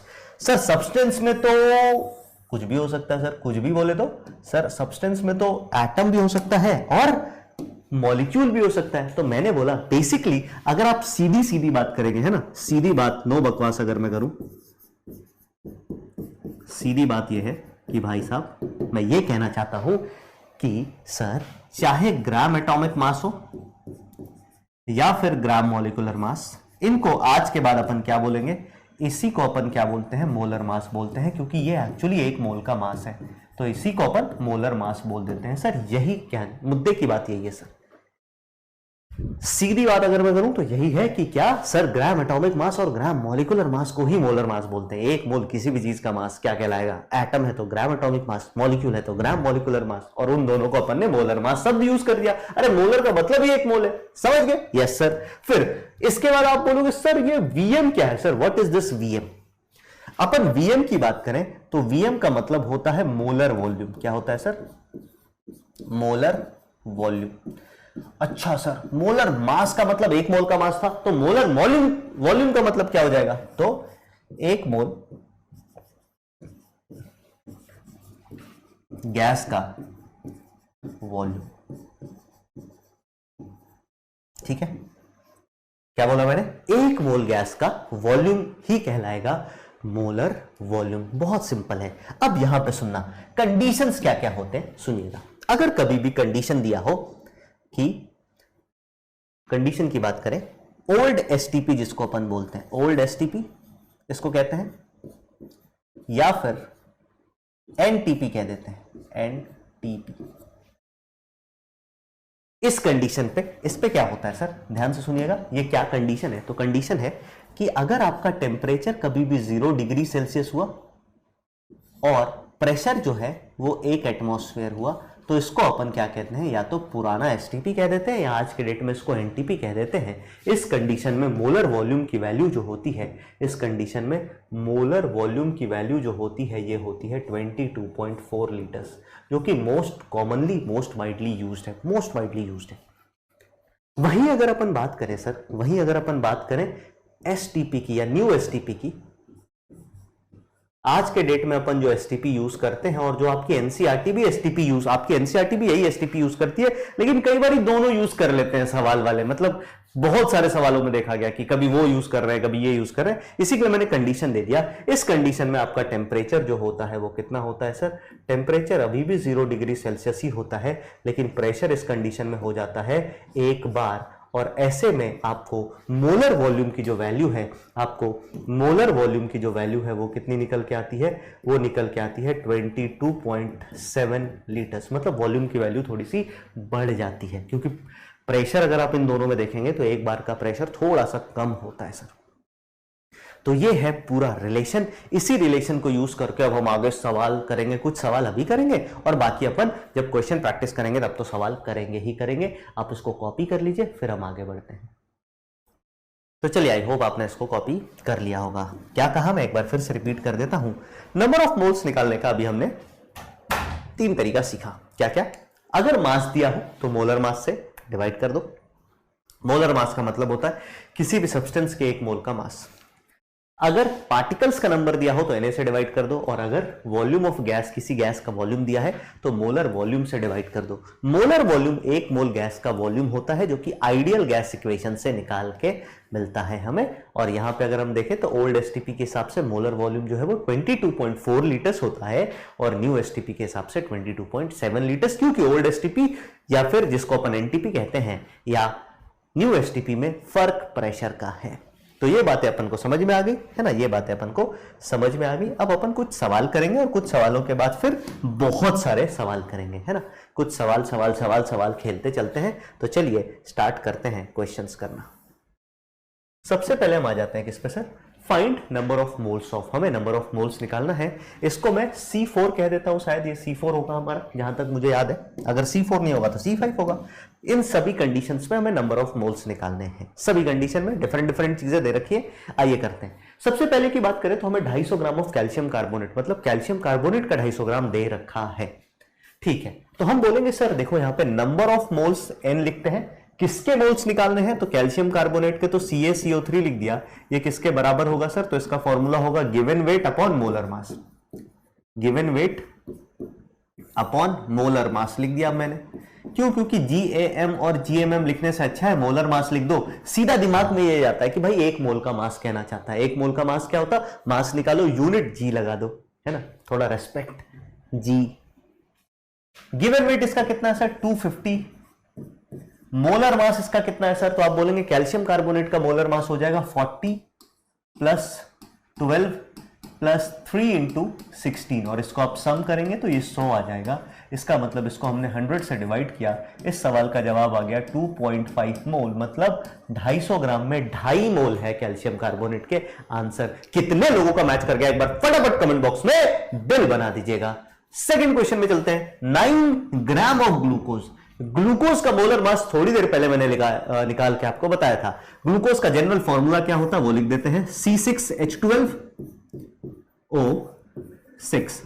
तो आप क्या बोलेंगे सर, आप बोलेंगे number of moles of glucose.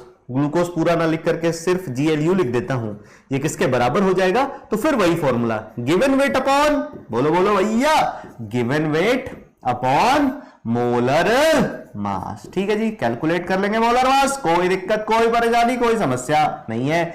Given weight इसका कितना है, 9 ग्राम। मोलर मास हमें पता होता है दैट इज 180 ग्राम। इसको सॉल्व करेंगे तो ये 1/20 मोल आ जाएगा।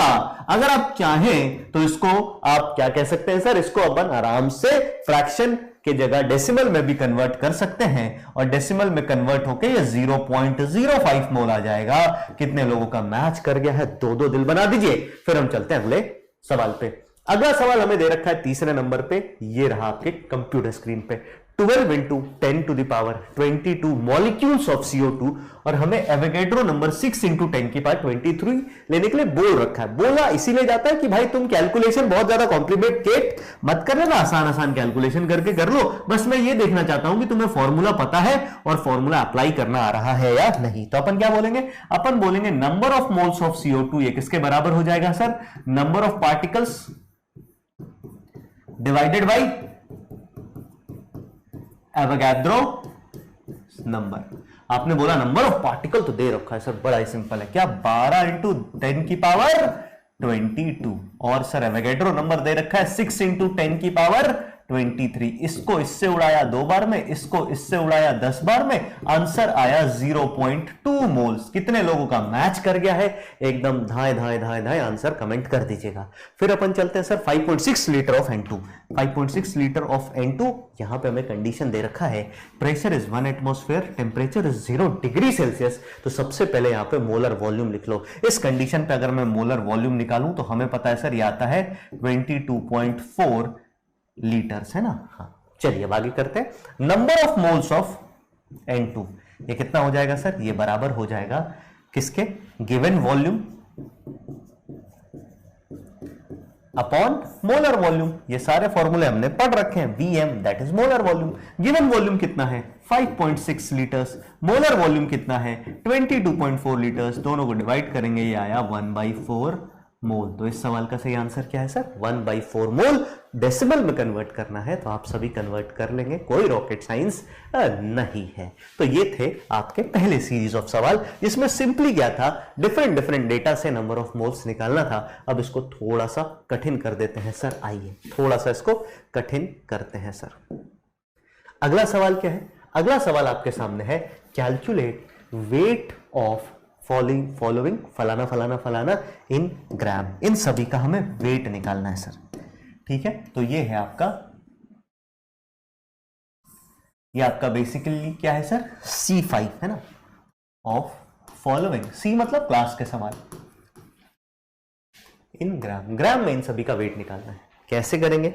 बहुत कॉम्प्लिकेटेड फॉर्मूला नहीं सर, एकदम एकदम सिंपल, एकदम हलवा फॉर्मूला होता है। क्या करेंगे सर? इसको करने के लिए हमें हमेशा पहले नंबर ऑफ मोल्स निकालना पड़ेगा, और नंबर ऑफ मोल्स को मोलर मास से मल्टीप्लाई करके हमें यह फॉर्मूला निकल सकता है ना। आइए देखते हैं। 2 मोल्स ऑफ कैल्शियम कार्बोनेट। तो देखो भाई, अगर हम इस मोल चार्ट पे चलें तो मोल चार्ट क्या कहता है? गिवन मास निकालना है किससे? मोल से। अब बोलोगे इसको मल्टीप्लाई कर दो, जीएम या जीएमएम मतलब मोलर मास से मल्टीप्लाई कर दो, तो सीधा सीधा इस सवाल का आंसर क्या हो जाएगा सर? बताइए। तो आप बोलेंगे WCaCO3। W का मतलब है वेट ऑफ कैल्शियम कार्बोनेट। ये किसके बराबर हो जाएगा? ये बराबर हो जाएगा number of moles of calcium carbonate, और इसको अपन मल्टीप्लाई कर देंगे मोलर मास से, है ना। मोलर मास कैल्शियम कार्बोनेट को ही जीएमएम बोल देते हैं। तो आपने बोला बहुत अच्छी बात है। नंबर ऑफ मोल्स कितने हैं? 2। मोलर मास कितना होता है सर? इसका होता है 100। तो इन दोनों को मल्टीप्लाई किया तो ये आ गया 200 ग्राम। इसका मतलब ये है कि 2 मोल कैल्शियम कार्बोनेट में 200 ग्राम कैल्शियम कार्बोनेट होता है। अभी हमने किसकी बात की है सर? नंबर मतलब वेट की बात की है। हम चाहते तो पार्टिकल की भी बात कर लेते हैं ना। फिर आते हैं दूसरे सवाल पे। दूसरे सवाल में आप देखेंगे तो दूसरे सवाल में हमें क्या दे रखा? इतना आयंस ऑफ कार्बोनेट। और यहां पे मैं लिख देता हूं फिर से वही बात कि Na आपको कितना लेना है? टेक Na बराबर 6 × 10⁻23। कैलकुलेशन आसान करने के लिए तो आप क्या करेंगे? मोल चार्ट पे एक बार आपको मैं ले चलता हूं। हमें नंबर ऑफ आयंस दे रखे हैं। हमें क्या दे रखा है सर? हमें number of particles, number of entities दे रखी है। नंबर ऑफ एंटिटीज से डायरेक्टली गिवन मास नहीं निकाला जा सकता। पहले मोल निकालेंगे, मोल को इसमें कन्वर्ट करेंगे, ठीक है। तो ये यही वाला फॉलो थ्रू, आपको यही वाला पैटर्न, यही वाला आपको रास्ता याद रखना है। जिसको रास्ता पता है वो बड़ी आसानी से चल के मंजिल तक पहुंच सकता है। तो आइए बात करते हैं। हमने बोला सबसे पहले number of moles of carbonate ion CO3 2 negative किसके बराबर हो जाएगा? तो आप बोलेंगे ये बराबर हो जाएगा total number of particles, that is 1.2 × 10⁻23 divided by क्या कर देंगे sir? Avogadro number, that is 6 × 10⁻23। इसको सॉल्व करेंगे तो ये इससे कट गया। आप बोलेंगे हाँ सर। इन दोनों को काटेंगे तो कितने बार में कट जाएगा सर? ये कट जाएगा 0.2 टाइम्स में। तो हमारे पास ये कितना आ गया? 0.2 मोल्स आ गया, है ना। हाँ, 0.2 मोल्स। फिर हम लिखेंगे weight of carbonate ion WCO3 2 negative is equal to, that will be equal to number of moles of carbonate ion into इसका मोलर मास। किसका मोलर मास सर? कार्बोनेट का। तो आइए कार्बोनेट का मोलर मास पहले निकाल लिया जाए। कार्बोनेट का मोलर मास कैसे निकालेंगे? आप बोलोगे सर कार्बन का मास कितना होता है? कार्बन का मास होता है 12 प्लस 3 ऑक्सीजन का मास हो गया 3 × 16, और ये टोटल आ गया कितना? 48 + 12 दैट इज 60 ग्राम। तो इसको अपन ने किससे मल्टीप्लाई कर दिया सर? इसको अपन ने यहां पे लिखा, बोला नंबर ऑफ मोल्स इज 0.2 और मोलर मास इज 60। इन दोनों को मल्टीप्लाई किया तो पॉइंट हटाया, 1 0 उड़ गया, ये आ गया 12 gram is our correct answer. कितना आंसर हो गया सर इसका? 12 ग्राम। यहां पे हमने क्या किया? हमें डायरेक्टली नंबर ऑफ मोल्स नहीं पता थे, पहले मोल्स निकाला फिर वेट निकाल लिया। फिर तीसरे सवाल पे चलते हैं। 11.35 litres of NH3 at temperature 0 degree Celsius and pressure 1 बार। अच्छा जी, तो हम क्या करेंगे सर इसके केस में? इसके केस में सबसे पहले मोलर वॉल्यूम चिपकाएंगे, वो होता है 22.7 लीटर्स। अगर प्रेशर बार में हो तो वॉल्यूम बढ़ जाता है सर। बार में जाने पे ऐसे ही लोगों का वॉल्यूम बढ़ जाता है ना। हाँ, चौड़े हो जाते हैं लोग। कहां जाते हैं? बार में। हाँ, तो वॉल्यूम थोड़ा सा बढ़ गया। तो अपन ने क्या किया? अपन ने बोला कि भाई देखो डायरेक्टली तो अपन निकाल नहीं सकते, डायरेक्टली तो अपन निकाल नहीं सकते हैं। तो फिर इस केस में अपन क्या करेंगे? इस केस में अपन क्या करेंगे? तो इस केस में अपन करेंगे sir number of moles of NH3। ये किसके बराबर है? तो given volume that is 11.35 divided by molar volume जो कि होगा 22.7। आपको साफ दिख रहा है 1/2 टाइम्स में कट रहा, आधा है दैट इज 0.5 मोल आ गया इसका। 0.5 मोल आने का मतलब है वेट ऑफ अमोनिया कितना हो जाएगा? तो आप बोलेंगे सर वेट ऑफ अमोनिया हो जाएगा गिवन मतलब number of moles of ammonia into molar mass, into molar mass. किसका मोलर मास? अमोनिया का। ये कितना होता है सर? आइए सॉल्व कर लेते हैं। 0.5 इंटू अमोनिया का मोलर मास हो जाएगा 14 प्लस 3 इंटू 1 दैट इज 17। इन दोनों को मल्टीप्लाई किया तो आंसर आ जाएगा 8.5 ग्राम। इसका आंसर क्या आ गया?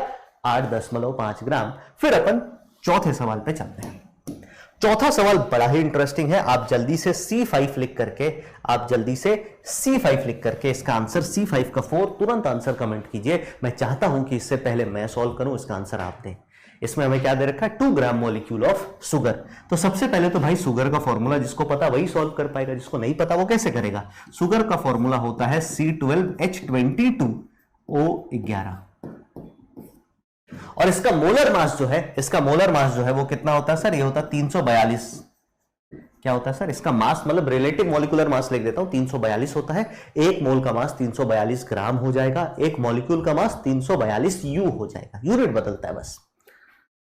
तो इस सवाल को आप देखेंगे, आप बोलेंगे अरे सर यहां तो 2 ग्राम लिख रखा है, इसका आंसर सीधा 2 ग्राम फेंक के मारो ना, इसमें क्या सवाल जवाब कर रहे हो, इसमें काहे का मोल निकालना? मैंने बोला अबे भाई रुक, थोड़ी देर पहले तेरे को एक जगह एक धोखे से अवगत कराया था कि जीवन में कभी भी अगर ग्राम और मॉलिक्यूल एक साथ लिखा हुआ मिले, इसका मतलब सीधी सीधी बात ये क्या कहना चाहता है? ये मोल की बात कहना चाहता है। सर किसकी बात? मोल की। मतलब हमसे सीधा सवाल पूछा 2 मोल ऑफ शुगर, बस इसके अलावा आगे पीछे कुछ सोचना ही नहीं है। सोचोगे कुछ ना कुछ गलत कर ही दोगे। तो 2 मोल शुगर का वेट कितना हो जाएगा? तो आपने बोला सर हमें पता चल गया number of moles of sugar है ना, number of moles of sugar ये कितना हो गया? ये हो गया 2 मोल्स। तो वेट ऑफ शुगर कितना हो जाएगा? तो आप बोलेंगे सर इसका फॉर्मूला है किसके बराबर? Number of moles of sugar, और इसको अपन क्या करेंगे सर? इसको अपन मल्टीप्लाई कर देंगे किससे?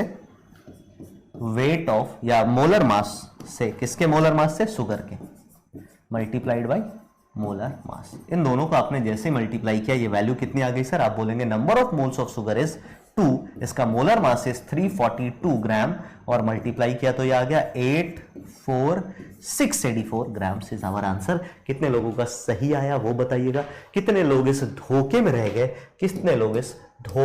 गए, वो भी बताइएगा, है ना। हाँ, कई बार क्या होता है ना कि जीवन के कुछ धोखे, है ना, जीवन के कुछ धोखे अगर आप रियल लाइफ में खाने से पहले केमिस्ट्री में ही खा जाए तो ज्यादा अच्छा है। समझदार तो बन जाओगे। हाँ, समझदार तो बन जाओगे। जैसे आप में से बहुत सारे लोग होंगे जिन्होंने बीते हुए कल उपवास रखा होगा, घर वालों को बोल के कि अरे हमरा पेट वा दर्द दे रहा है, I am not feeling well, खाना नहीं खा पाऊंगा, चांद देख के ही खाऊंगा या चांद देख के ही खाऊंगी, है ना। तो ऐसे भी बहुत सारे लोग होंगे। या ऐसे आप में किसी के ऐसे दोस्त यार हैं, खुद के बारे में तो कोई बताएगा नहीं कि अरे मैं हूं सर। आपके ऐसे कोई दोस्त यार है तो जरूर बताइएगा, है ना। हाँ, आपके कोई ऐसे दोस्त यार हैं तो जरूर बताइएगा ये बात कि हाँ सर ऐसा है। चलिए इसके बाद अपन आगे चलते हैं सर। तो यहां तक ये बात थी, यहां तक अपन ने क्वेश्चन किए, है ना। फिर कुछ और सवाल करते हैं, कुछ मजेदार सवाल। ये देखिए, एक टाइप का सवाल पूछा जाता, find number of particles for. इन सभी में नंबर ऑफ पार्टिकल्स आपको पता करना है, ये आपका होमवर्क है, ठीक है। इसको मैं H5 हो जाएगा शायद ये, है ना, H5, और ये हो गया आपका H6। ये आपका होमवर्क है। दूसरा सवाल क्या है? Which of the following have maximum number of moles. इसमें से सबसे ज्यादा मोल किसमें है, मैक्सिमम नंबर ऑफ मोल्स किसमें है, ये आपको बताना है। ये 2 सवाल अच्छे हैं, इसका डिस्कशन मैं कल की क्लास में, होमवर्क की क्लास में, या फिर अपन मोस्ट इंपॉर्टेंट क्वेश्चन वाली क्लासेस में इनको डिस्कस किया करेंगे। इसके बाद अगर मैं बात करूं तो एक टर्म होता है जिसका नाम है डेंसिटी। डेंसिटी से रिलेटेड थोड़ी थोड़ी बातें करेंगे, और डेंसिटी से रिलेटेड बात के बाद फिर हम थोड़ा सा स्टोइकोमेट्री आज शुरू करके आज की क्लास एंड करेंगे। तो आइए बात करते हैं। डेंसिटी का सीधा सीधा डेफिनेशन है, it is the ratio of mass and volume of any substance. किसी भी सब्सटेंस का मास बाई वॉल्यूम का जो रेशियो है उसको अपन डेंसिटी कहते हैं। आप सब जानते हैं बचपन से इस बात को। डेंसिटी को मैं छोटे डी, स्मॉल डी से रिप्रेजेंट करूंगा। फॉर्मूला क्या हो गया? Mass by volume. यूनिट की बात करें, इसकी यूनिट क्या हो जाएगी सर? तो आप बोलेंगे इसका यूनिट जो है वो हो सकता है, मास का ऐसा यूनिट होता है केजी, और वॉल्यूम का ऐसा यूनिट मीटर क्यूब होता है। तो इसका फॉर्मूला हो गया केजी पर मीटर क्यूब, है ना। मैंने ऐसा यूनिट लिखा है अभी बस। ये कौन सी यूनिट है sir? This is SI unit. बाकी यूनिट भी होता है, जैसे ग्राम पर लीटर भी आप कह सकते हैं, लीटर में भी इसको रिप्रेजेंट किया जाता है ना। हाँ, जो कॉमनली यूज्ड यूनिट है, कॉमनली यूज्ड यूनिट जो है वो क्या होती है? तो कॉमनली यूज्ड यूनिट है आपकी ग्राम पर सेंटीमीटर क्यूब, या फिर ग्राम पर मिलीलीटर। ये दोनों इक्विवेलेंट यूनिट है, दोनों सेम होती है ना। आगे बात करते हैं। डेंसिटी को दो तरीके से डिफाइन किया जाता है, एक तो होता है एब्सोल्यूट डेंसिटी और दूसरा होता है रिलेटिव। जब कभी भी हम एब्सोल्यूट डेंसिटी की बात करते हैं तो याद रखिएगा इसके पास has unit, it has unit, इसके पास यूनिट दिखेगी आपको। अगर कभी भी डेंसिटी में यूनिट ना दिखे, नो यूनिट, कोई यूनिट ना दिखे, तो उसको अपन रिलेटिव डेंसिटी कहते हैं, याद रखिएगा। जैसे कि एब्सोल्यूट डेंसिटी की अगर अपन बात करें, है ना, तो फॉर सॉलिड और लिक्विड एब्सोल्यूट डेंसिटी का फॉर्मूला क्या होता है? आप बोलेंगे sir mass by volume. Unit क्या होता है सर? ग्राम पर एमएल, किलोग्राम पर लीटर, एटसेट्रा। सॉलिड और लिक्विड के लिए अभी चर्चा किसकी चल रही है सर? सॉलिड और लिक्विड के लिए ही। सॉलिड और लिक्विड के लिए रिलेटिव डेंसिटी क्या होता है, जिसको स्पेसिफिक ग्रेविटी भी कहा जाता है, इसको अपन क्या कहते हैं? Relative density for solid and liquid are also called as specific gravity.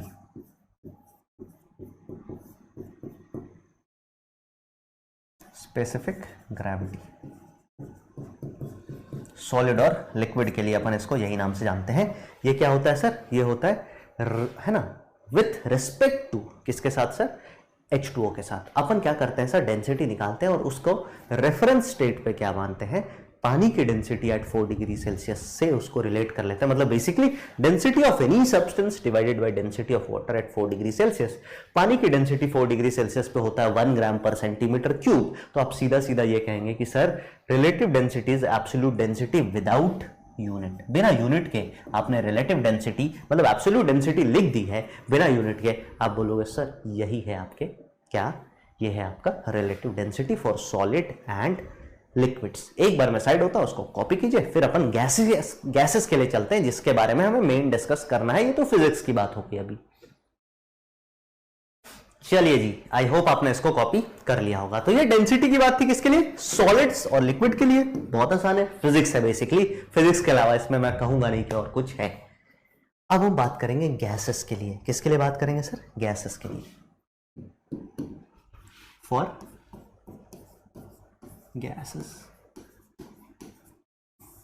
Gases के लिए अपन अगर डेंसिटी निकालने जाएं तो अपने पास एक इक्वेशन होता है जो आप सभी को पता तो होगा ही, है ना। That is ideal gas equation. Ideal gas equation. Ideal gas equation की बात करूं तो मैं लिखता हूं पीवी बराबर एनआरटी। है तो आप सब लोग जानते होंगे। यहां पे अगर मैं n that is number of moles की बात करूं तो नंबर ऑफ मोल्स को अपन क्या लिख सकते हैं सर? देखिएगा, पीवी बराबर given weight upon molar mass into RT. ठीक है, यस सर।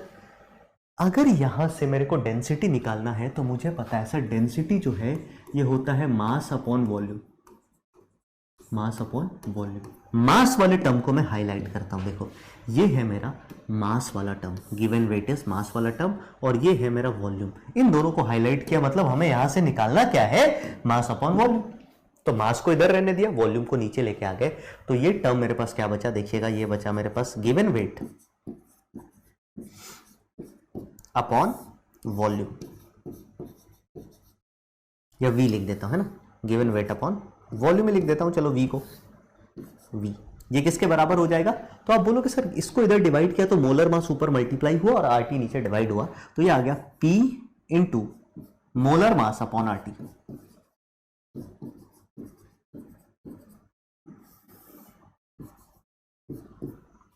गिवन वेट कितना है सर? आप बोलेंगे गिवन वेट को हम गिवन वेट अपॉन वॉल्यूम को हम डेंसिटी लिख सकते हैं सर। तो दिस इज डेंसिटी, है ना, ये क्या हो जाएगा सर, डेंसिटी।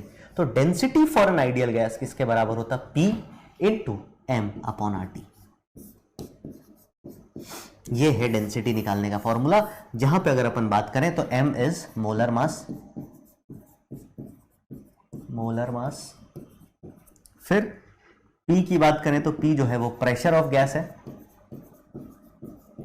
R जो है वो आपका यूनिवर्सल गैस कांस्टेंट है,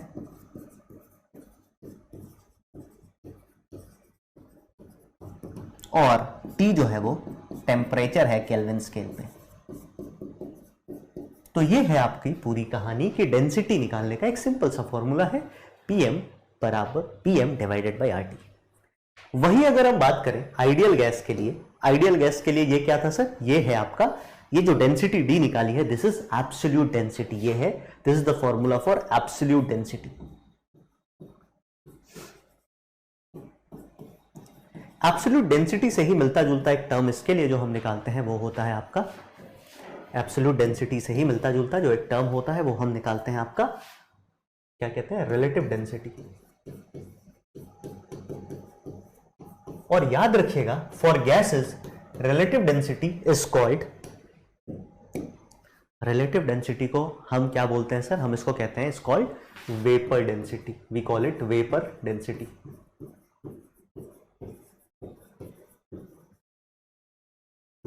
वेपर डेंसिटी जिसको मैं VD से रिप्रेजेंट करूंगा, इसका जो डेफिनेशन है वो क्या होता है, आराम से एक नाम से सुनिए।